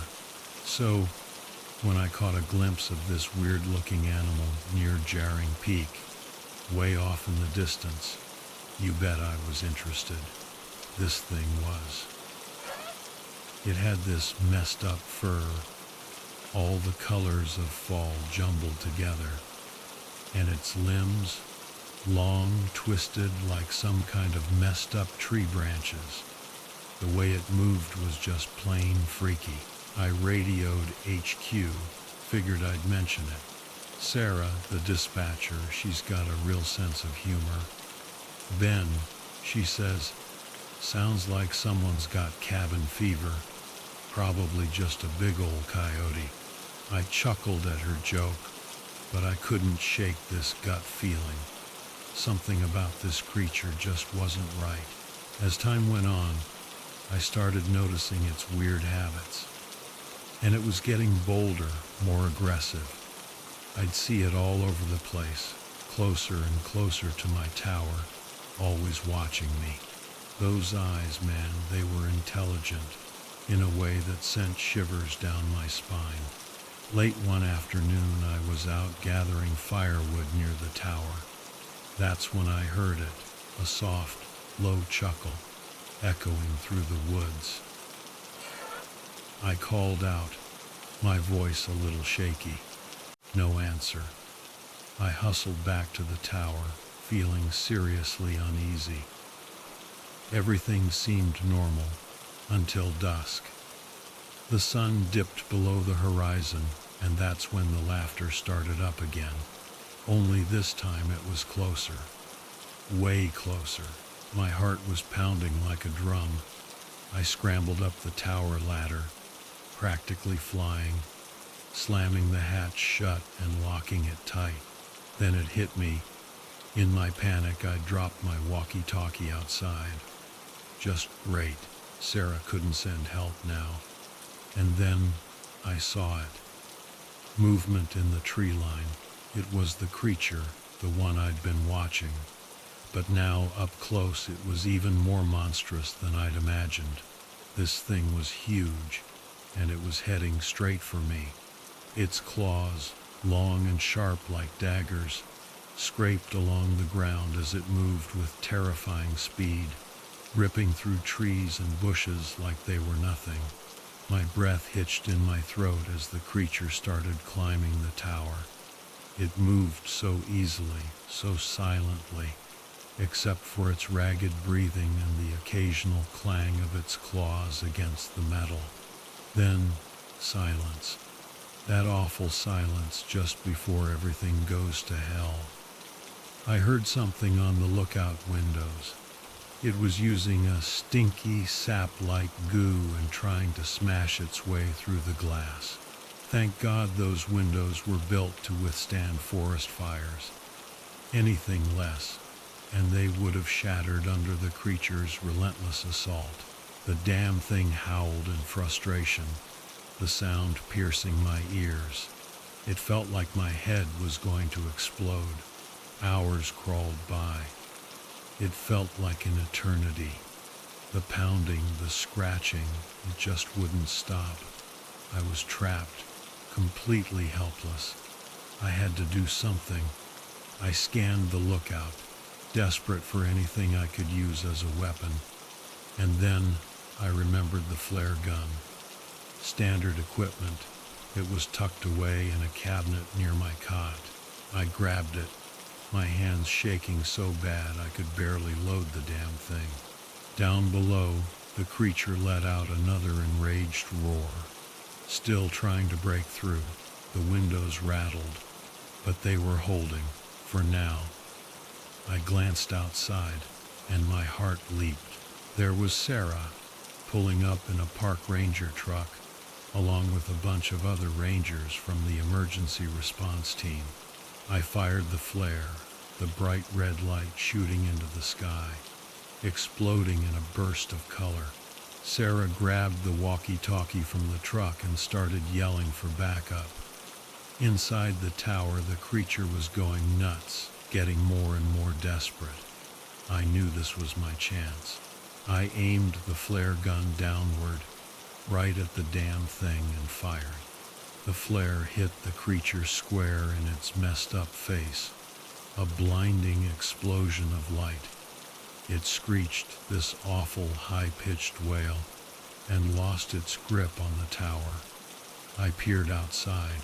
Sarah had gotten a hold of a tranquilizer rifle, a big one.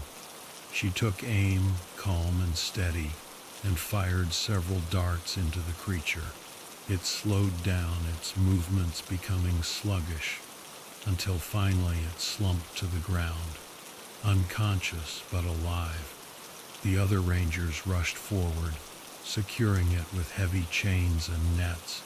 Some of them were checking on any injuries the thing might have gotten. It took hours, but we finally got out of there, the creature safely subdued and in tow. A team of scientists, biologists, and zoologists swarmed the thing, eager to figure out what it was. I told my superiors everything, every terrifying detail. That day changed me. I put in for early retirement. Couldn't face going back to that tower. I owe Sarah and that emergency response team my life. They were heroes. As for the creature, they kept it under observation, studied it. Eventually, they moved it to some secure wildlife preserve, supposedly to keep it safe and to prevent any more incidents. But to this day, I can't help but think about the poor souls who must have encountered that thing before me, the ones who weren't so lucky. I'll never forget their sacrifice, and that laughter, that damn laughter. It still haunts my dream.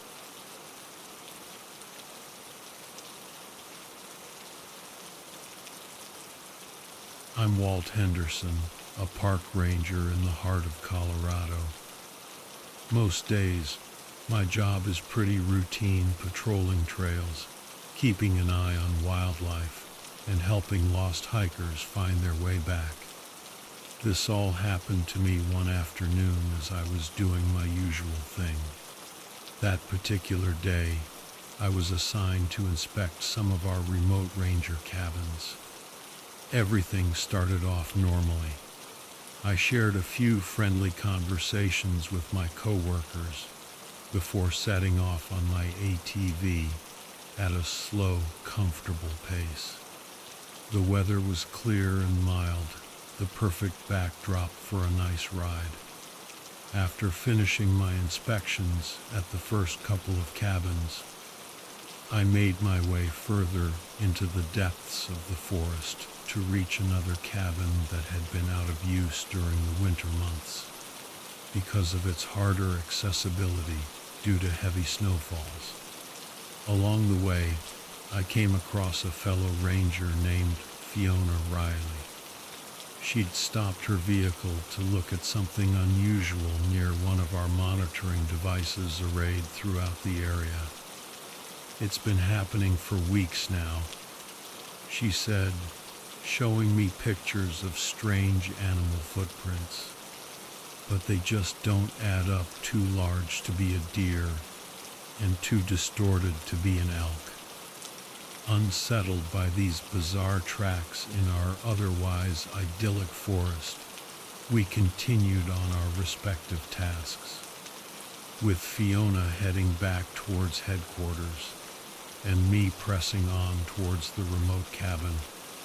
The deeper into the woods I traveled, the stranger things seemed to become.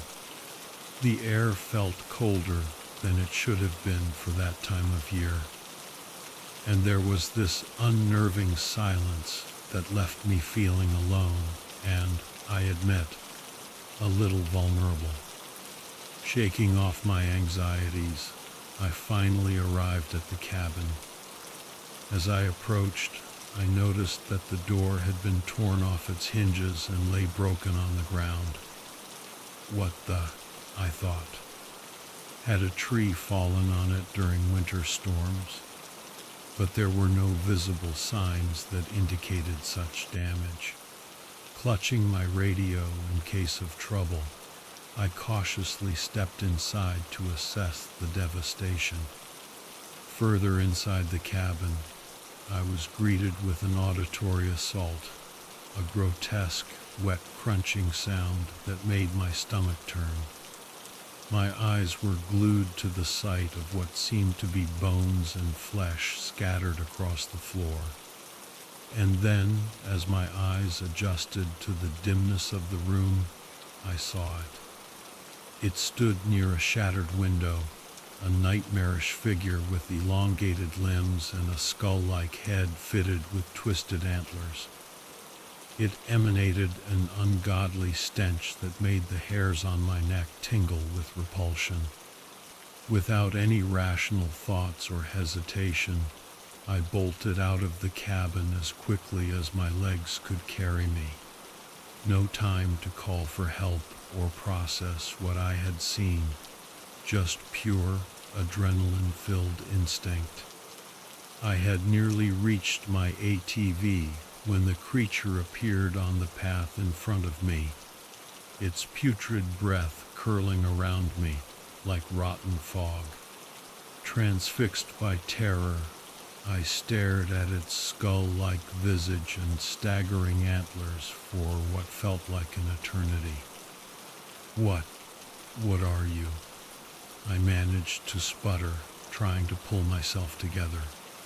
It merely cocked its head in response before crawling towards me with an eerie creak of bones.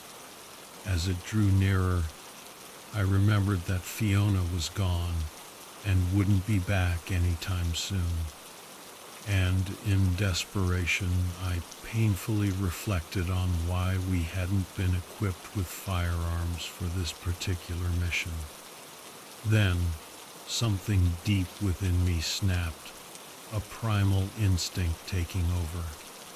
With every ounce of strength left in my body, I launched myself at the creature, desperately hoping to knock it off balance and buy some time.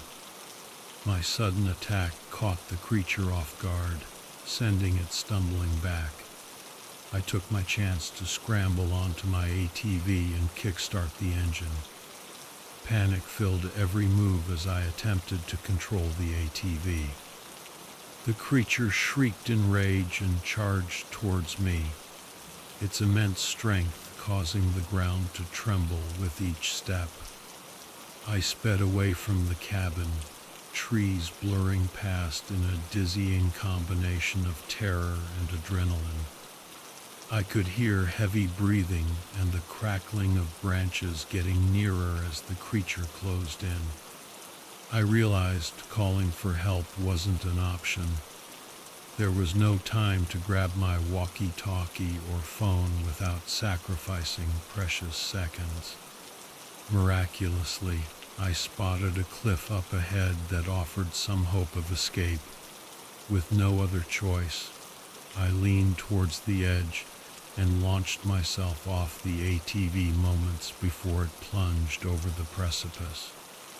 The creature skidded to a stop at the edge of the cliff, its skull-like head snapping back and forth as it searched for me. I clung to an outcrop, desperately trying to stay out of sight. My grip was slipping, but calling for help might attract its attention again. After what seemed like hours, the creature retreated with a snarl of frustration. Shakily, I clambered back up, trembling not from cold or fatigue, but from the horror that clutched at my heart.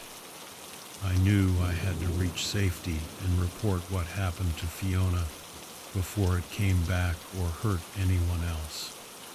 With effort, I picked up my battered body and trudged through the night towards town. Upon arriving, I immediately found Fiona and explained everything that had transpired. While she listened, shock was etched across her face. She insisted we contact the authorities, who sent a team to investigate further into this unknown threat lurking in our woods. As news spread quickly throughout town about my horrifying encounter with this monstrous beast, borders were strengthened, and residents were forbidden from entering the nearby woods until authorities had investigated and assessed the danger. Days went by with no sign of the creature. Life in town slowly returned to normal, but I couldn't help but constantly look over my shoulder. Our lost colleague's face appeared in my nightmares every night, and I knew I wasn't the only one who mourned his passing. In the end, the creature was never found. Speculations ran wild about its origin and motives. However, no concrete answers emerged. The only thing that everyone seemed to agree upon was that it was most definitely not of our world. Despite the tragedy of losing our colleague, Fiona and I dedicated ourselves to our work as a way to honor his memory. We made it our mission to be prepared for whatever menace might arise in the future. As time wore on, memories of the encounter faded into a dark corner of our collective consciousness. But for those of us who experienced it firsthand, we would never forget its wretched gaze and ominous violence. But life carries on amidst such darkness.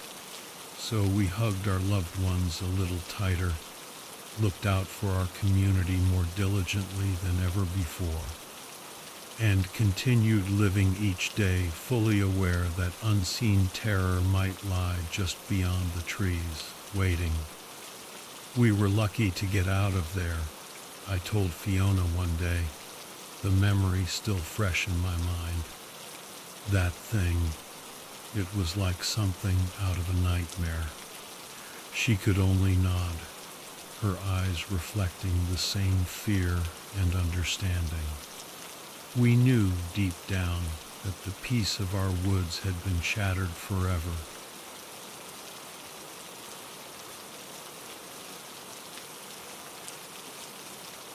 My name is Ethan Hayes, and what I'm about to tell you is something I still can't fully get my head around.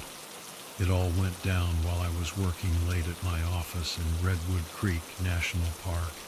I'd always been crazy about the caves there, so landing a job at the park was like a dream come true.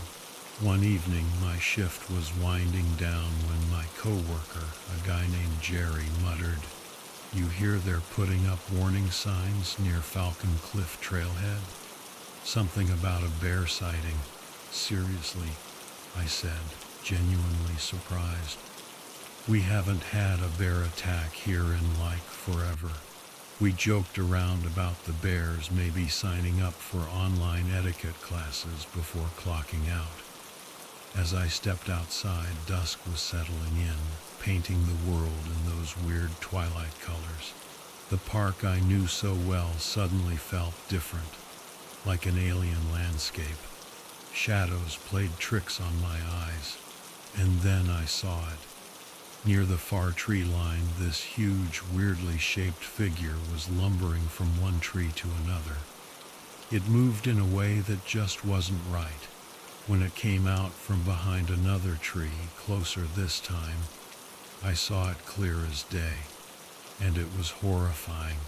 Imagine a massive dog, but standing upright like a person. Its front limbs were thick with muscle, almost human-like. It was covered in this shaggy black fur, and these huge claws stuck out from its paws. Saliva dripped from its jaws, full of these nasty-looking teeth. It stopped, like it sensed me watching, and turned its head. Those eyes, blood red and full of hate, stared right at me. Every instinct I had screamed at me to bolt, call for help, do something. But I was frozen stiff, terrified.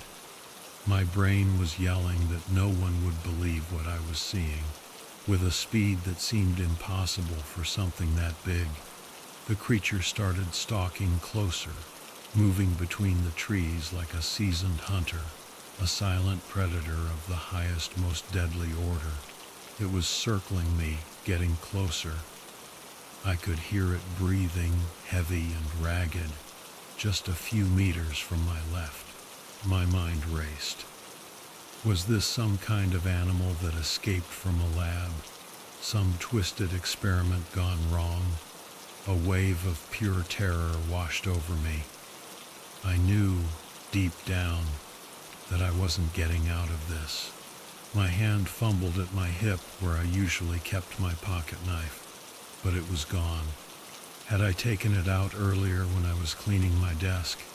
In a panic, I grabbed a hefty rock from the ground and hurled it. It hit the thing on the side of its head, and it let out this guttural snarl. Hissing, it lunged at me. The beast's jaws snapped shut just inches from my face. I dodged back, my heart hammering. Then, pure adrenaline took over.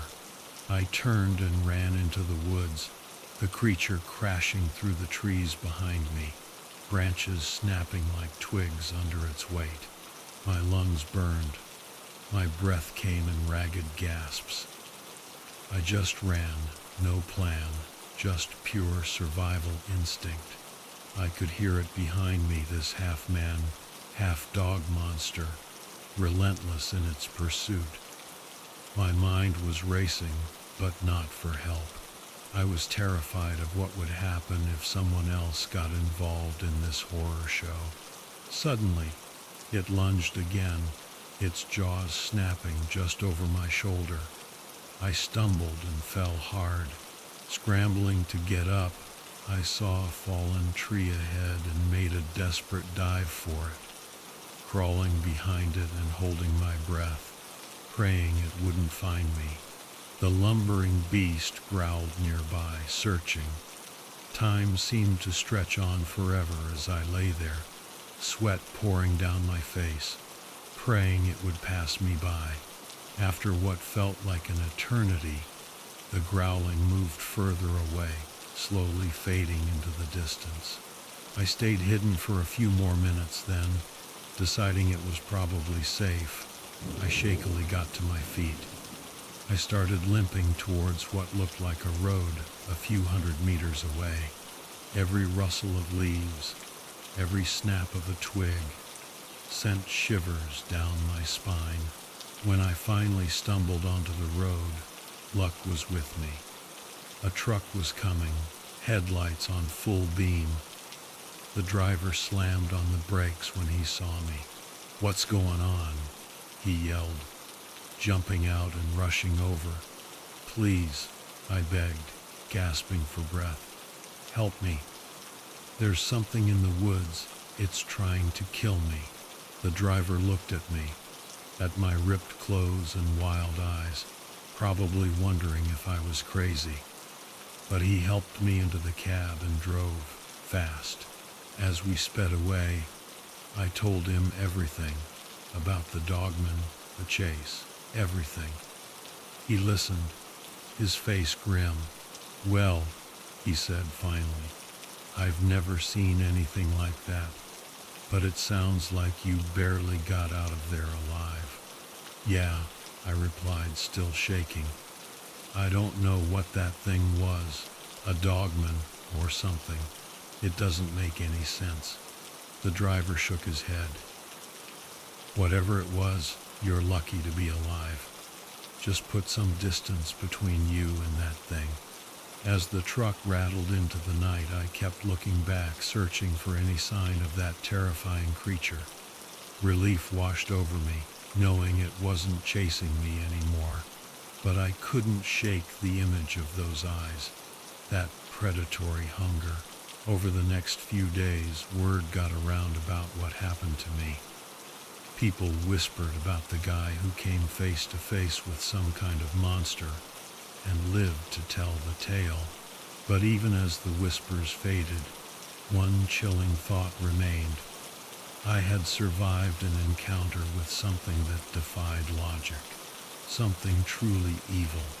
Some might call me lucky, but all I could think about were the others, the ones who might not have been so lucky. A creature that bloodthirsty, that monstrous. There had to be other victims, lost forever in the shadows of that damned forest. And as I look back on that night, one question haunts me. Will the dogman keep hunting, or did our encounter change it somehow, driving it further into the darkness, never to return? I sure as hell hope it's the latter, because the thought of that thing still out there, hunting, that's a nightmare I don't think I can live with.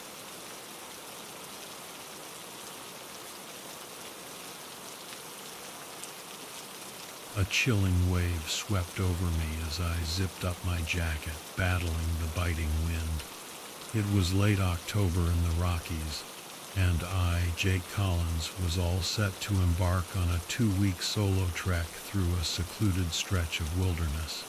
Being a bit of a loner and an outdoor junkie, these trips were my escape from the daily grind of my editing job, cooped up in a tiny apartment.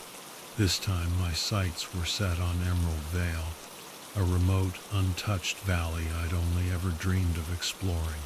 "Headed out there alone, are ya?"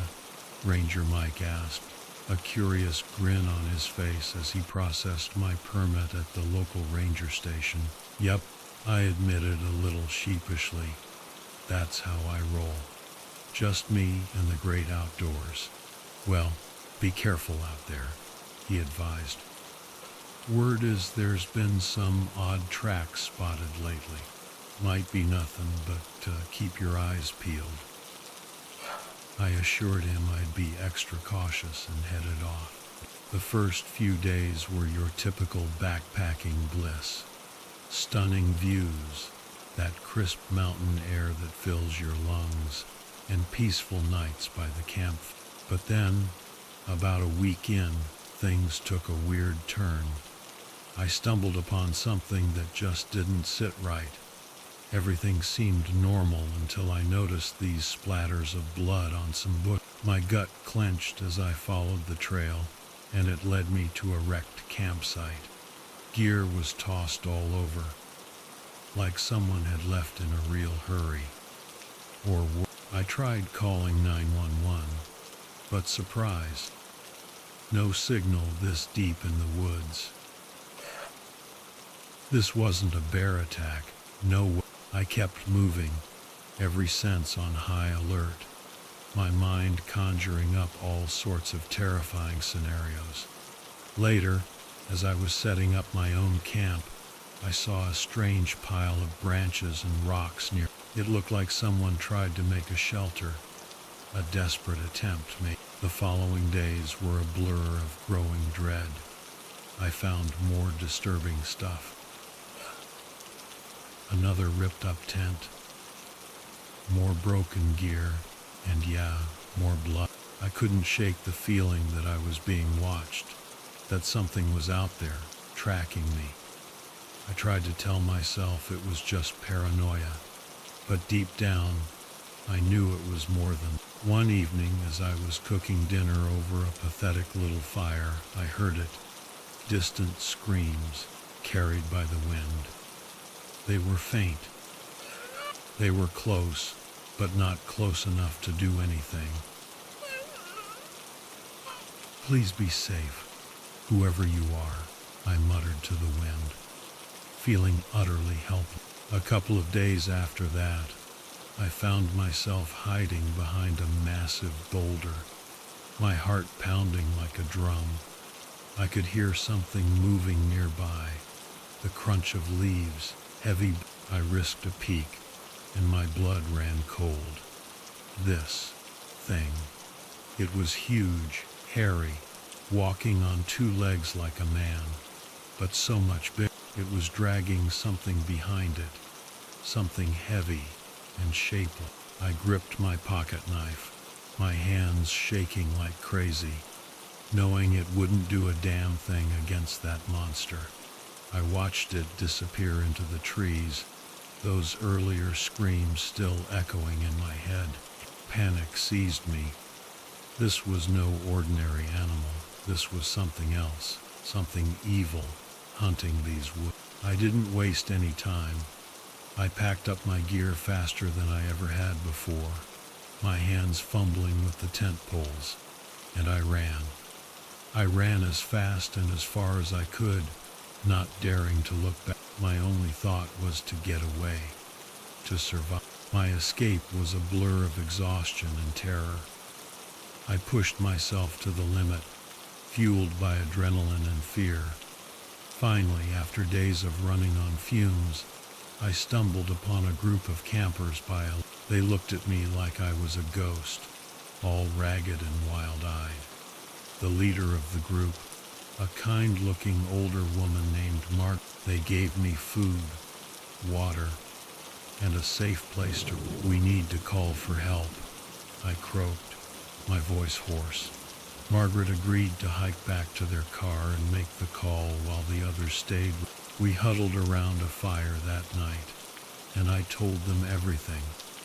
I described the creature, the abandoned campsites, the feeling of being hunted. They listened, their faces a mixture of disbelief and growing horror. We stayed up all night, every rustle of leaves sending shivers down our spines. Just before dawn, all hell broke loose.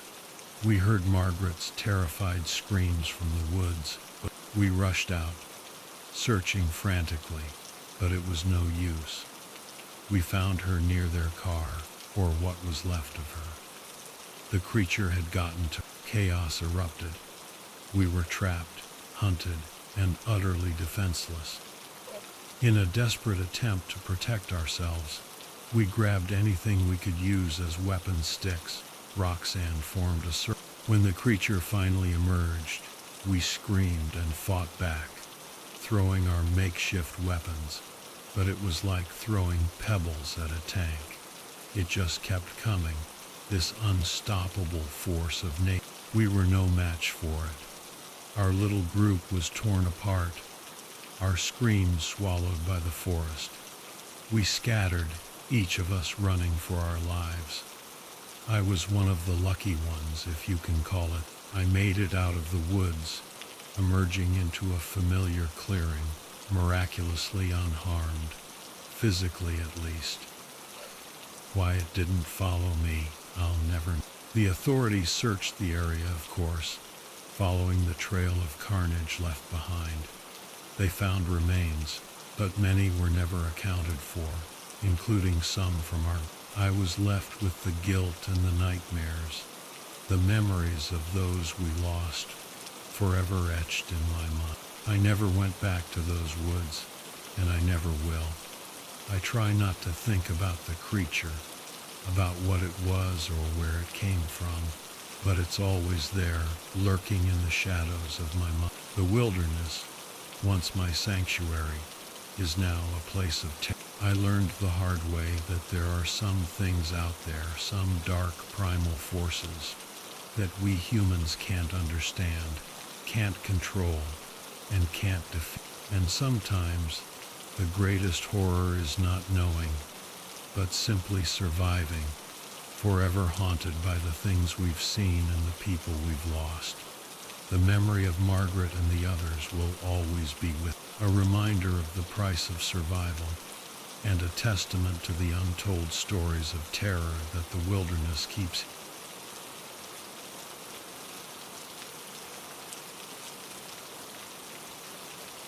My world went completely sideways ever since I moved to Alaska for a fresh start. Yeah, the wild beauty was breathtaking and thrilling, but it wasn't always pleasant, especially during my regular treks through the dense forest. I'm a bit of a tree hugger, I guess, and finding new, rare trees was my jam. It kept me motivated and feeling connected to nature. But one day, while I was out on my usual route, I stumbled upon something that shook me to my core. So there I was, whistling a dumb tune, walking through the forest with my trusty axe strapped to my back, just in case. Suddenly, I heard this sharp crack echo through the trees. My first thought was, okay, either ice breaking or a tree falling.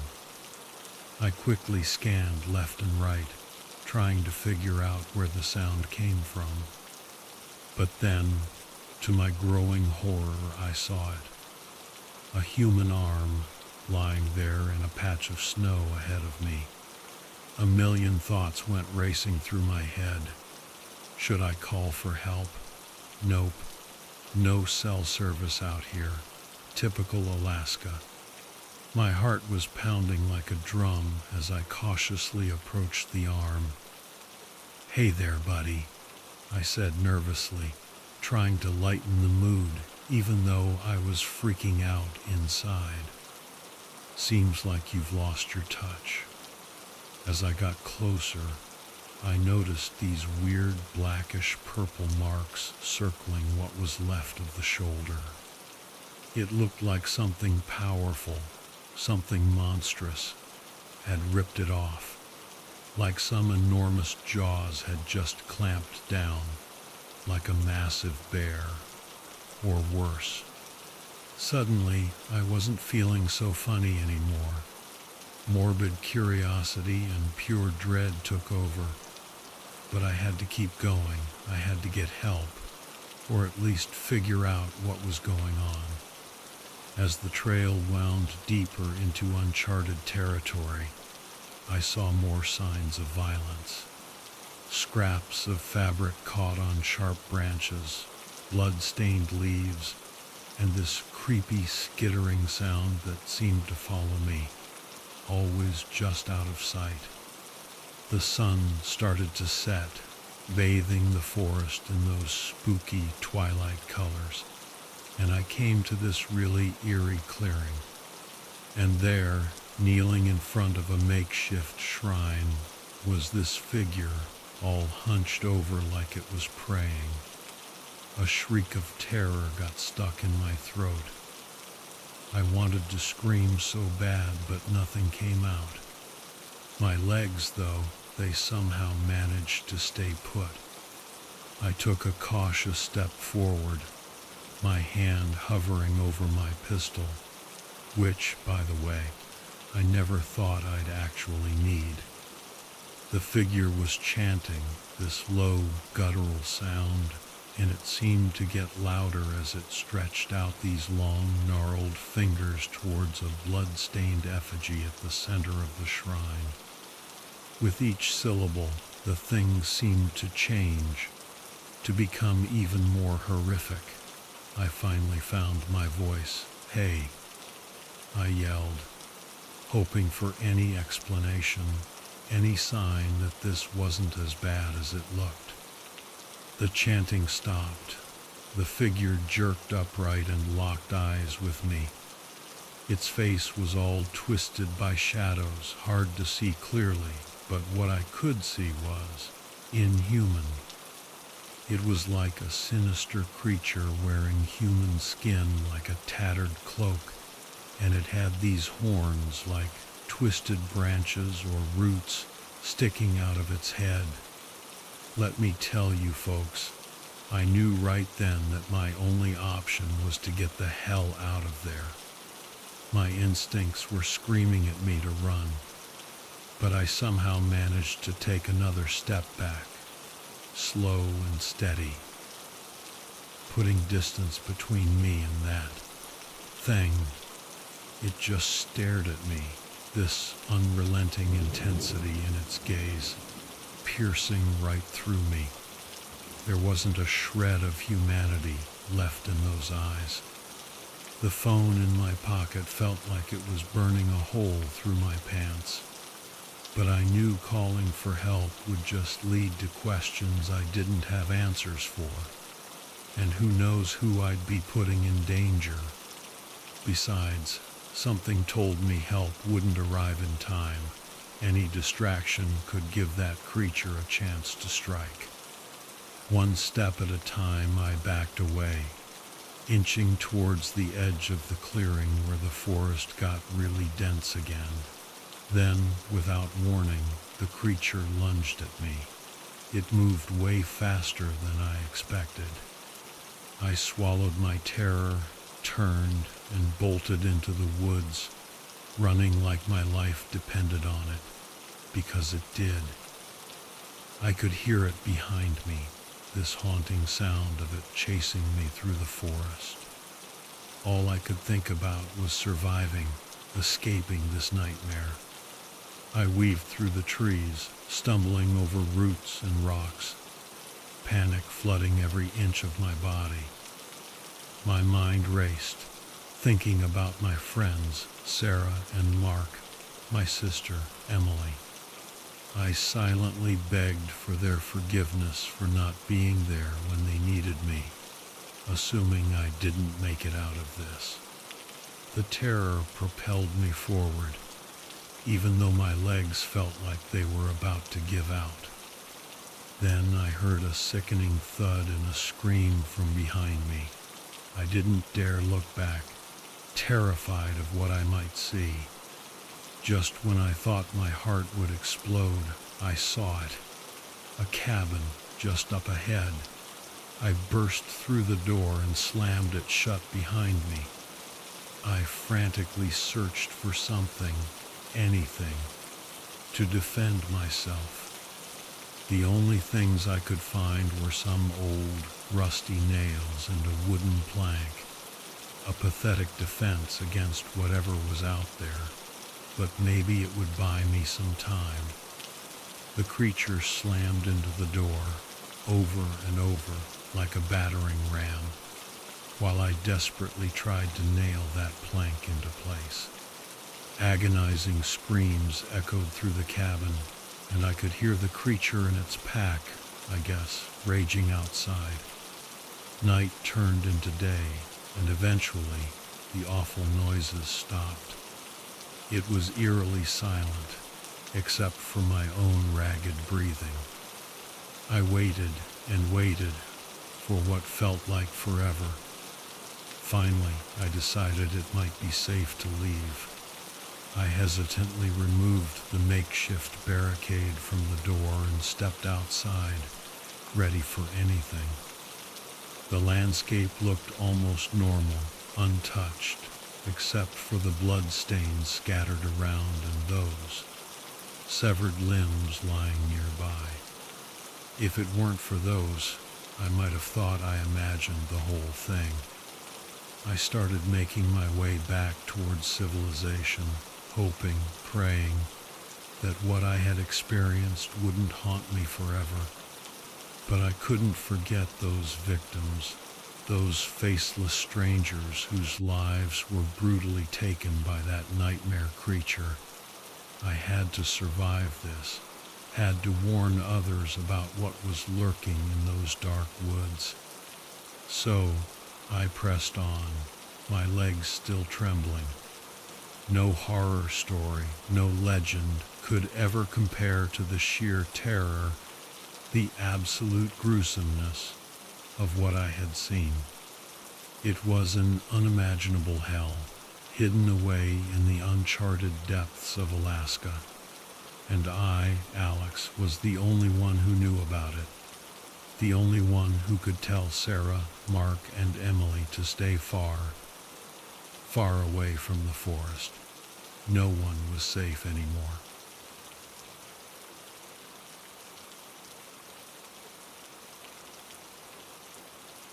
My day usually kicks off with a steaming mug of strong coffee and a quick scan of the mountain news. Lots of crazy stuff happens around here, mostly lost hikers or stranded tourists. But nothing, and I mean nothing, could have prepared me for today. Today was the day everything changed. My buddy, Jake, and I got called out early to some deserted campground at Devil's Den State Park. Apparently, our cop friends had stumbled upon what they were calling an animal attack, or something even weirder. They needed our know-how on the terrain and wildlife to check it out. I couldn't shake this weird feeling about the case, a knot of unease twisting in my gut. But hey, just another day in the life of a U.S. Forest Service search and rescue officer, right? Pulling up to the scene, Jake let out a nervous chuckle. This place looks straight out of a cheesy horror flick, huh? He wasn't wrong. Overgrown campsites, broken lanterns draped in cobwebs. It was all a bit too eerily perfect. We headed towards the spot where we were supposed to meet Officer Miller, one of the cops who'd called it in. On the way, we came across an overturned car. And let me tell you, this thing was messed up. Windows smashed, tires shredded, and huge gashes along the sides. It was shocking, but even stranger, there were no animal tracks anywhere. Zero. Deeper into the woods, we finally reached the meeting point, and that's when we saw it, Officer Miller's body, just lying there, and beside him, the scene we were called about. Panic slammed into me like a freight train. The campsite looked like a tornado had ripped through it, blood splattered everywhere. It was a scene, a real one. What in God's name could have done this? I choked out, bile rising in my throat. Neither of us had ever seen anything that could cause this level of destruction, not in all our years on the job. But we didn't have time to freak out.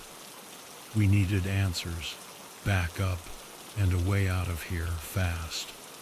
Jake immediately radioed for help, while I checked out Officer Miller's body. His injuries. They weren't like any bear or mountain lion attack we'd ever encountered. Huge gashes, too big to be from any animal we knew. The unease I'd been feeling cranked up to 11. And then I saw it. A massive shape lurking in the trees at the edge of my vision. Terror, cold and sharp, flooded my veins. The thing lunged at Jake, knocking the radio out of his hand. I barely had time to react as this monster towered over us. It was like something out of a nightmare, almost human but twisted, like a sick parody of a person. Instinct took over. I grabbed Jake and we bolted, running deeper into the woods. My track days in high school finally paid off. We barely escaped whatever that thing was, but our nightmare was far from over. Gasping for air, Jake managed to croak out.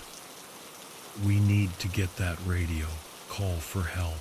His terror mirrored mine, our hearts pounding in sync. Going back to that campsite, that battlefield felt impossible. I didn't want to provoke that thing any further.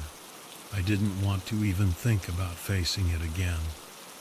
But we had no choice. Steeling ourselves against the primal fear gnawing at our insides, we started to head back. Then, a rustling, a sound that chilled me to the bone. The creature emerged from the shadows, even more menacing, more unpredictable. It bared its jagged teeth and let out a roar that could curdle milk. This was it, our final moments, as sharp as its claws. Without hesitation, I shouted to Jake, "Run! Get to the ranger station, get help. I'll keep it away from you." Jake nodded, understanding the gravity of the situation. He took off like a bat out of hell, praying he'd make it. As for me, I had one goal: find Jake sometime. My heart hammered in my chest. I grabbed a rock and hurled it at the monstrous thing. It hit the creature's head, causing it to snarl and turn its full, terrifying attention on me. It lunged, and up close, it was even more horrifying. 10 feet tall, with sickly gray skin stretched tight over wiry muscles. Its eyes were black holes, empty and soulless. Its long limbs ended in vicious claws that swiped through the air. My survival instincts went into overdrive. I couldn't fight this thing. I had to be smart.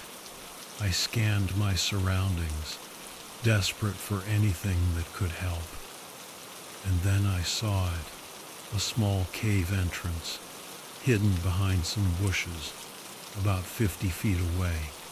I sprinted, squeezing myself inside. It was dark and damp, but it was something. I listened to the creature's heavy footsteps outside, my thoughts racing to Jake. Did he make it? Just then, gunshots erupted, followed by shouts. Moments later, a group of people in tactical gear, armed to the teeth, appeared, shining flashlights everywhere. I cautiously peered out of the cave. The creature was thrashing, being pummeled by gunfire. One of the team members spotted me and waved me out, a reassuring nod on his face. I emerged, and there was Jake, running back with 2 other park rangers, their faces etched with relief and urgency. The tactical team finally took the creature down.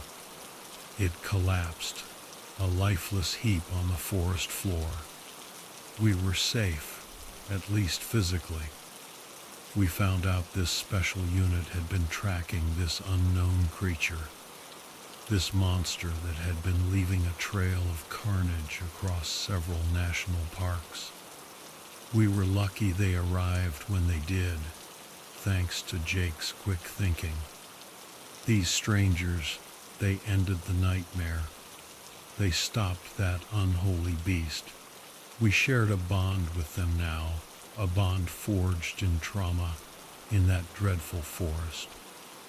We helped them wrap things up, gave our statements, and mourned Officer Miller and any other victims claimed by that hideous creature. All we could do was move forward, carrying memories we wished we could forget. But we survived. We proved that even in the darkest chaos, hope can still flicker.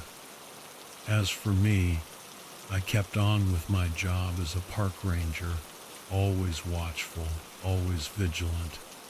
But now I had a newfound respect for the unknown, for the dangers lurking beneath the peaceful facade of nature. And I knew, deep down, that some things, some horrors, they stay with you forever.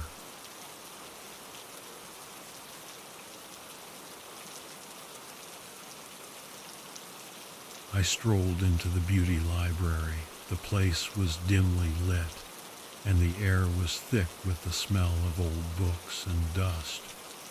Name's Ethan Hayes, and I was hired to dig into some unsolved case for a documentary. Now, I've never been one for the spooky stuff, so when my buddy mentioned a case about some giant, hairy, 2-legged creature, I just rolled my eyes. But as I started sifting through stacks of old newspaper clippings and police reports, The sheer amount of detail in those witness accounts, it was hard to ignore. Fleeting encounters, they said, with something lurking in the shadows of Blackwood Forest. A shiver of, I don't know, disbelief maybe, ran down my spine. Still, I wasn't buying it. Then I bumped into this old-timer, Silas Blackwood. He shuffled over, slow and quiet, with this air of mystery about him. We got to talking, and it turned out we were both digging into the same case. But Silas, he seemed more interested in proving this thing was real than just writing it off as a tall tale. I'm tellin' you, son, he whispered. Listen to the folks around here. You gotta understand their fear. He was talking about those hikers they found mauled, torn apart by something unknown. Silas's words kept echoing in my head as I interviewed the locals. Each one of them shaking their heads, unable to offer any proof, but all talking about this hairy giant haunting their woods. It was surreal, especially for a guy like me who deals in facts, not fairy tales. But over time I started feeling conflicted. Curiosity about each new sighting report tugged at me like a kid yanking on your sleeve. And then came that night. Silas and I decided to camp out near where most of the attacks happened. As the sun dipped below the horizon and darkness took over, our little campfire seemed to cast more shadows than light, making the whole thing even creepier. Every snap of a twig, every rustle in the leaves, every gust of wind felt like a threat. And then we heard it, this roar. It wasn't just loud. It was like you could feel it in your bones, coming from everywhere at once. Silas practically curled up into a ball. And me, I grabbed my handgun, adrenaline pumping. And then we saw it. This massive figure stepped out from the trees. It was huge, like something out of a nightmare, towering over us, even with its hunched posture covered in matted hair. Its eyes, God, its eyes, they seemed to pierce the darkness, filled with this primal hunger that made my stomach churn. The creature started moving towards us, each step like a drumbeat announcing our doom. But then something in me snapped. Some crazy courage took over, and I charged straight at the beast, firing my gun. The bullets hit, but they barely slowed it down. Run, I yelled to Silas, who scrambled up and took off like a man half his age, weaving through the trees. We ran like hell, pushing ourselves to the limit, desperation fueling every stride.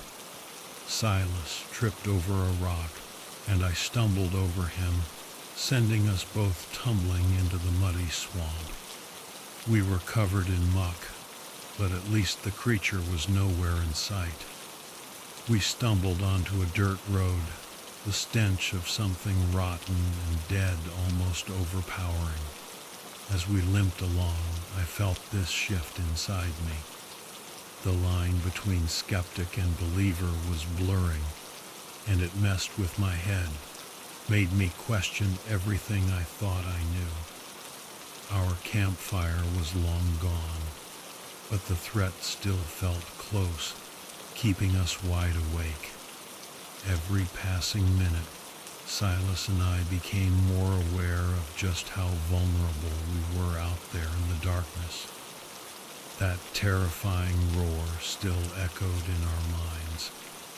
"Why don't we just call for help?" whispered Silas, his hands trembling. "We're too far out," I replied, my voice tight with urgency. "No one would hear us. And even if they did, would they believe us?" As we kept walking down that dirt road, I couldn't shake the feeling that we were being watched. We heard things moving around us, a sign that the creature could reappear at any second. Our only option was to keep moving and pray we stumbled upon civilization before it caught up with us. Suddenly, a young woman burst out from the shadows, stumbling right in front of us. Her face was a mask of terror, mirroring our own. She was panting, struggling to catch her breath. "Please," she gasped. "You've got to help me. It attacked my family back at our cabin." Silas and I exchanged a look. We knew exactly what she was talking about. We wanted to run, to get as far away as possible, but we couldn't just leave her. Maybe there was safety in numbers. We followed her back to the cabin, or what was left of it. It was a wreck. Blood was everywhere, on the walls, the floor. Her cries grew louder, confirming our worst fears. Her family, they didn't stand a chance. "There has to be someone nearby who can help," the young woman sobbed. I nodded, pulling out my phone. The signal was weak, barely there, but I tried anyway. Miraculously, after several tries, an emergency dispatcher answered.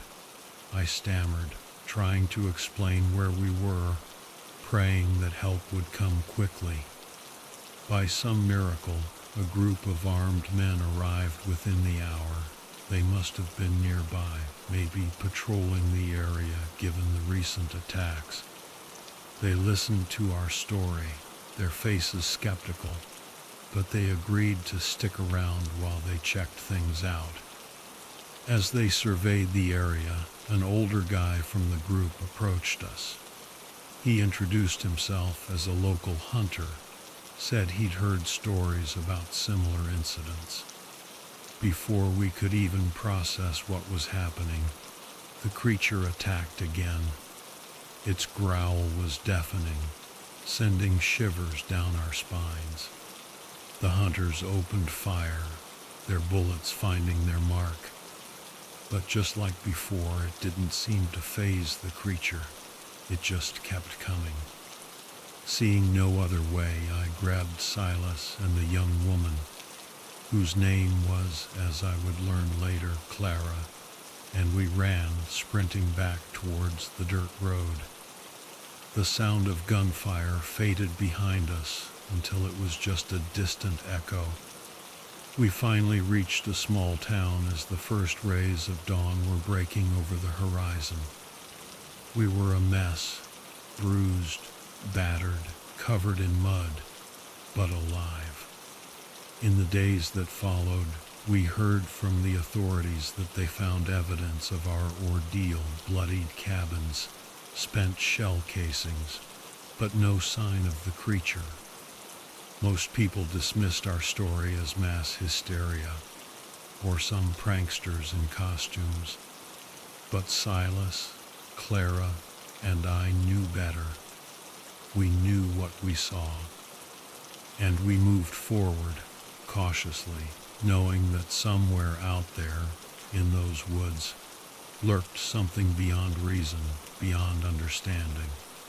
Our lives were forever changed, for better or worse, and we'd never forget those we lost on that dreadful night.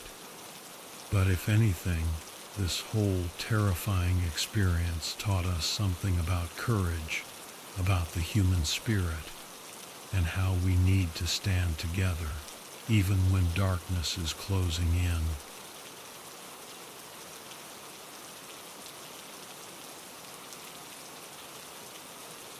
It was one of those cases that made me question why I even became a cop. See, I'm just a small town guy, Officer Dave Miller. And yeah, I've seen some weird stuff, but this one, oh boy, this one took the cake, the whole bakery even. When it began, it seemed like nothing, just another day. But, as they always say, the slow build-up to a nightmare is always painfully ordinary. The first hint that something was off came during a chat with my partner, Sarah Jones. We were grabbing coffee at the local cafe when she mentioned this weird story she overheard from one of the waitresses, a gal named Betty Lou. Betty had found a dead bird on her doorstep that morning, surrounded by this weird, creepy pattern drawn around it. She didn't recognize it and no idea what it was supposed to be.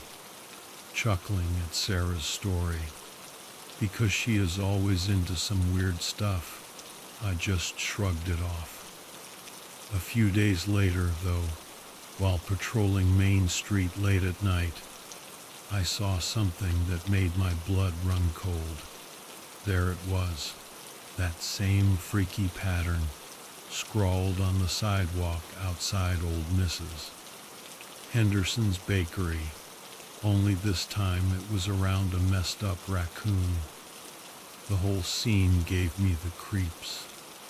There was no denying it anymore. Something seriously messed up was going down in our quiet little town. I brought it up during our next department meeting, describing the gruesome stuff we'd found. The chief, old Captain Thompson, just brushed it off, making some joke about kids playing pranks. But I knew it was more than that. I started digging, looking through old newspaper archives and forgotten case reports from nearby towns. Turns out there was a pattern all right, weird animal killings, followed by, you guessed it, human victims. During my search for anything that could explain the creepy stuff going on around town and nearby, I ended up on this forum for people who were into paranormal stuff. Didn't think much of it until I saw this post from a user who said they were from our town. The post described, in gut-wrenching detail, the same weird pattern found around the dead animals. This user had some wild theory about it all. They seemed to think our uninvited guest was this dude, a guy with dark eyes and a creepy, messed up grin. Said nobody knew his name or why he was so twisted. The days that followed were a blur of dead-end leads and unanswered questions. Then, one evening as the sun was setting, I saw it. Right there, on the pavement outside my own damn house, was that pattern, drawn next to well, let's just say my cat, Whiskers, wasn't doing so good. I practically flew back to the station, gun in my holster, and burst into the chief's office. I pleaded with him to take this seriously, to warn officers patrolling alone at night. He was hesitant at first, but finally, he sent out a memo to the whole department about the potential danger. The next night was the one that changed everything. 2 officers, Jake and Maria, responded to a noise complaint coming from Old Man Hemlock's abandoned farmhouse, a creepy place just outside town limits. When they got there, they found something straight out of a horror movie. Bodies, messed up beyond belief, all with those same damn patterns drawn around them. The rest of us rushed to the scene, and we went through that farmhouse inch by inch, guns drawn, fingers on the triggers. The air outside was dead quiet. It felt like hours. Every creak of the floorboards, every rustle outside, had us jumping out of our skin. We were deep in the house when one of the guys, a rookie named Johnson, found a hidden door leading to a basement. We exchanged nervous glances, then went down those creaky stairs, ready for whatever fresh hell was waiting for us. The smell hit us first, a mix of rotten meat and blood that could knock you out. In the middle of this underground nightmare was a makeshift operating table with a body on it, mutilated beyond recognition.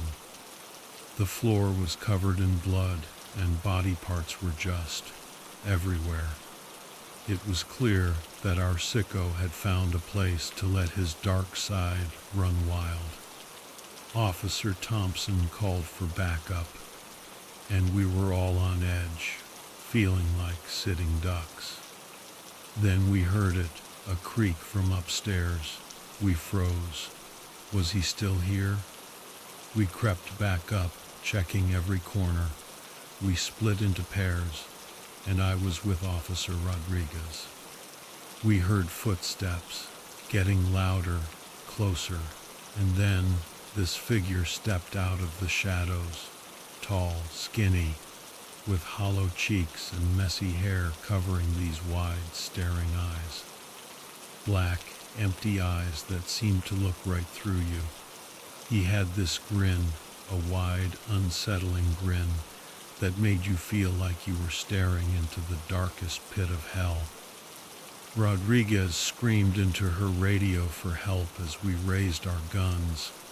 But this guy, he was ready. He lunged at Rodriguez with this animalistic growl, knocking her to the ground. I aimed my gun, but I couldn't get a clear shot without hitting her.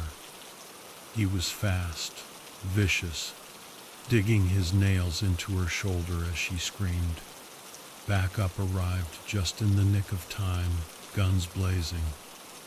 Hearing the commotion, the guy let go of Rodriguez and bolted up the stairs, leaving a trail of blood. Officers Harrison and Miller chased after him, and a few minutes later we heard gunshots, followed by the confirmation over the radio. They had him. As we dragged the guy out of the farmhouse, cuffed and thrashing, we knew our town was never going to be the same. In the days after that night, more stories started pouring in from other towns, similar cases. This guy, who still wouldn't give us his name, had left his mark. Transporting him to a max security prison didn't bring back the people we lost. But knowing he was locked up made us all breathe a little easier. As for me and the other officers, we were closer than ever, bonded by what we'd been through and by a new sense of duty to protect our town from whatever else might be lurking out there. Because if there's one thing I learned, it's that evil doesn't always stay buried. It just finds new ways to grin.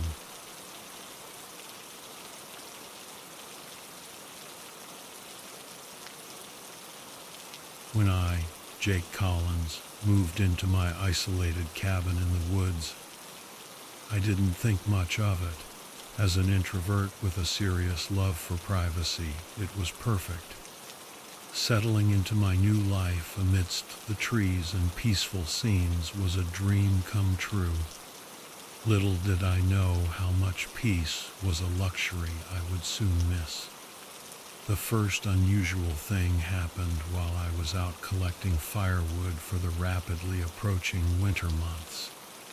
Back at the cabin, ready to break down the wood, I noticed that my axe was covered in a thick, dark substance. It looked like blood, but thicker and stickier than normal. What the hell? I muttered, startled. I decided to wash off my axe before resuming work, vowing to investigate later.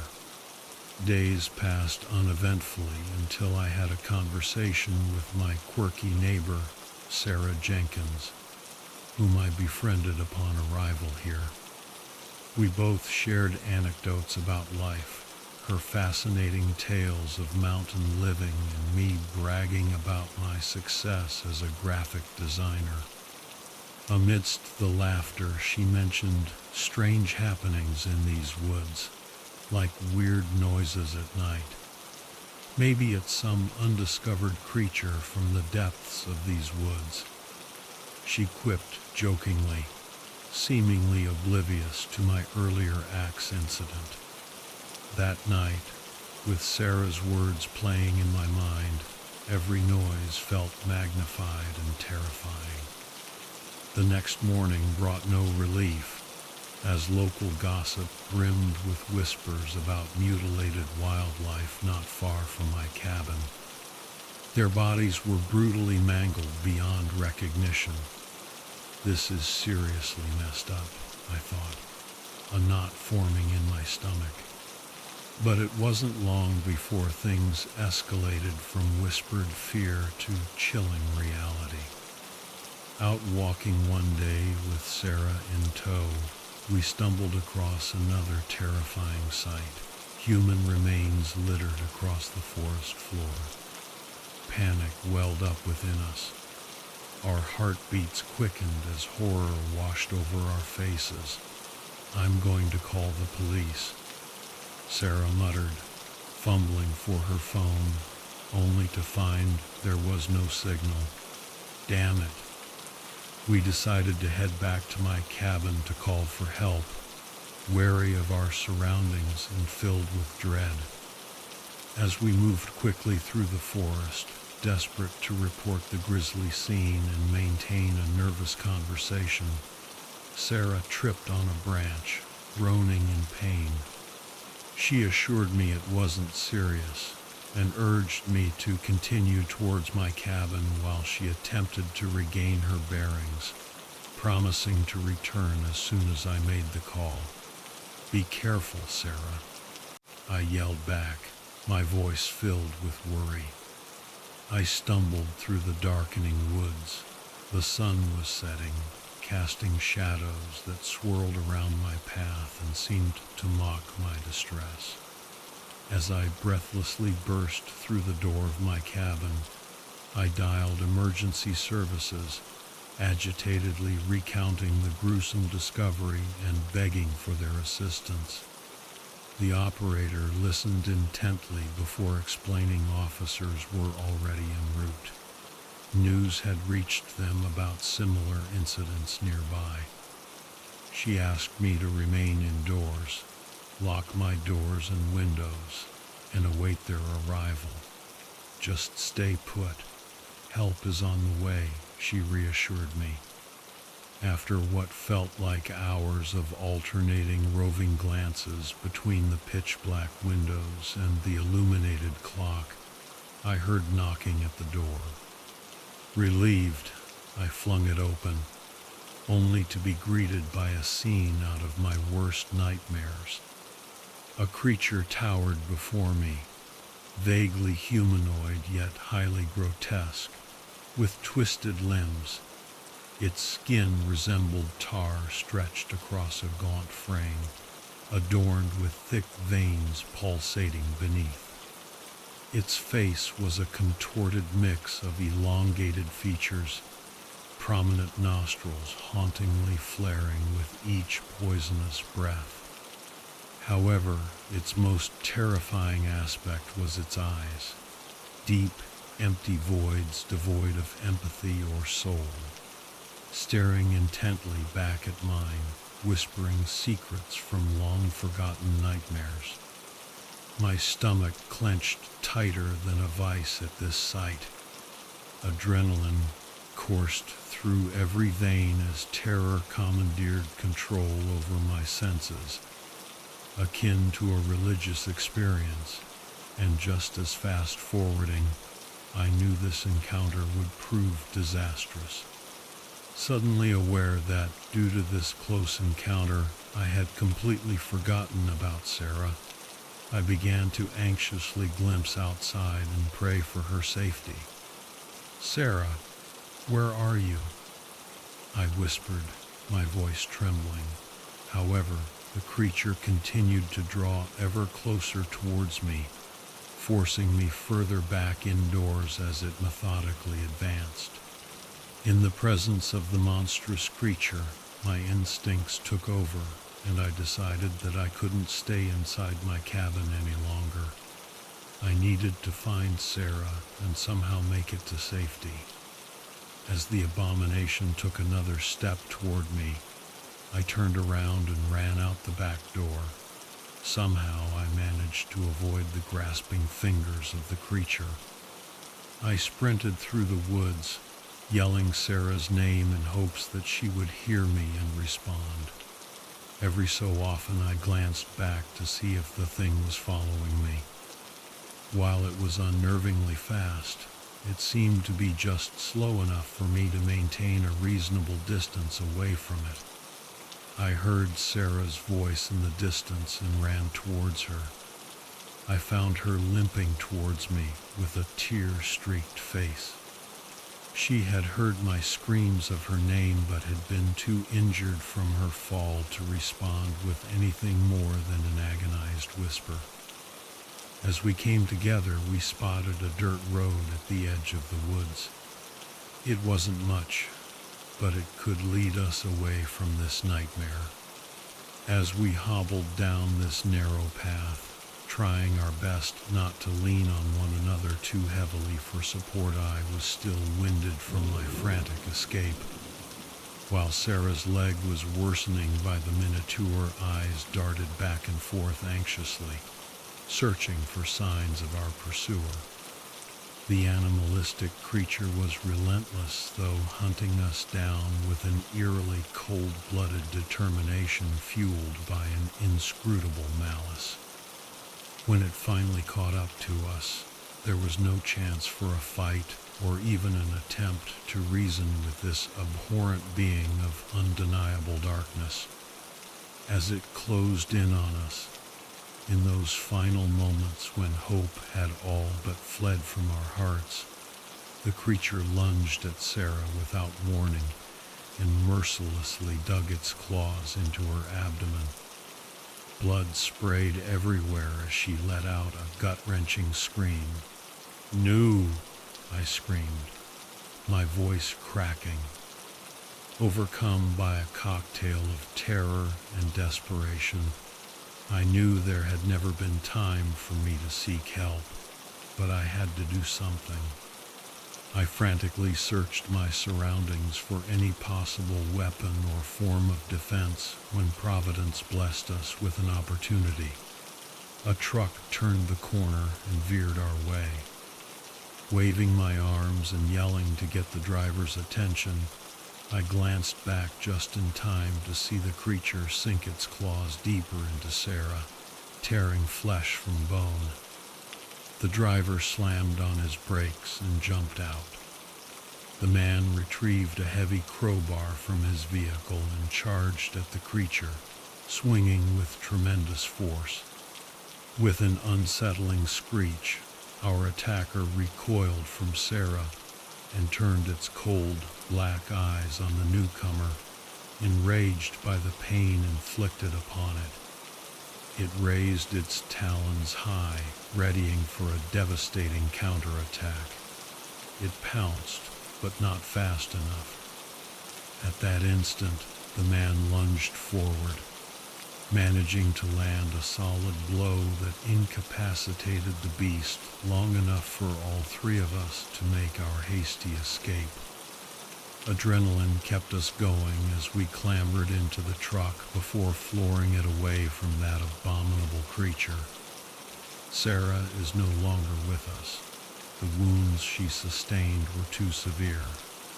Days after her death, due in part to her physical injuries but primarily caused by the psychological trauma she endured, went by, with me still struggling to accept the possibility of life without her. At least we managed to find some semblance of peace, knowing that this hunter had become our savior during those perilous moments in which all hope seemed lost. While driving further away from the gruesome nightmare, He introduced himself as Officer Rick Miller, the policeman sent to investigate after my call. For now, the creature remains hidden within those woods, a fearsome embodiment of otherworldly terror that defies explanation. Perhaps one day, someone will succeed in vanquishing the monstrosity from this world. But until then, people will continue to shudder at dark stories of a malevolent force preying upon unsuspecting victims somewhere deep within nature's shadows. Officer Miller said, his voice grim, "You're safe now, son. But that thing is still out there." I could only nod, my mind still reeling from the horror we had escaped. The woods, once a place of peace, now held a dark secret, a terrifying presence that I would never forget.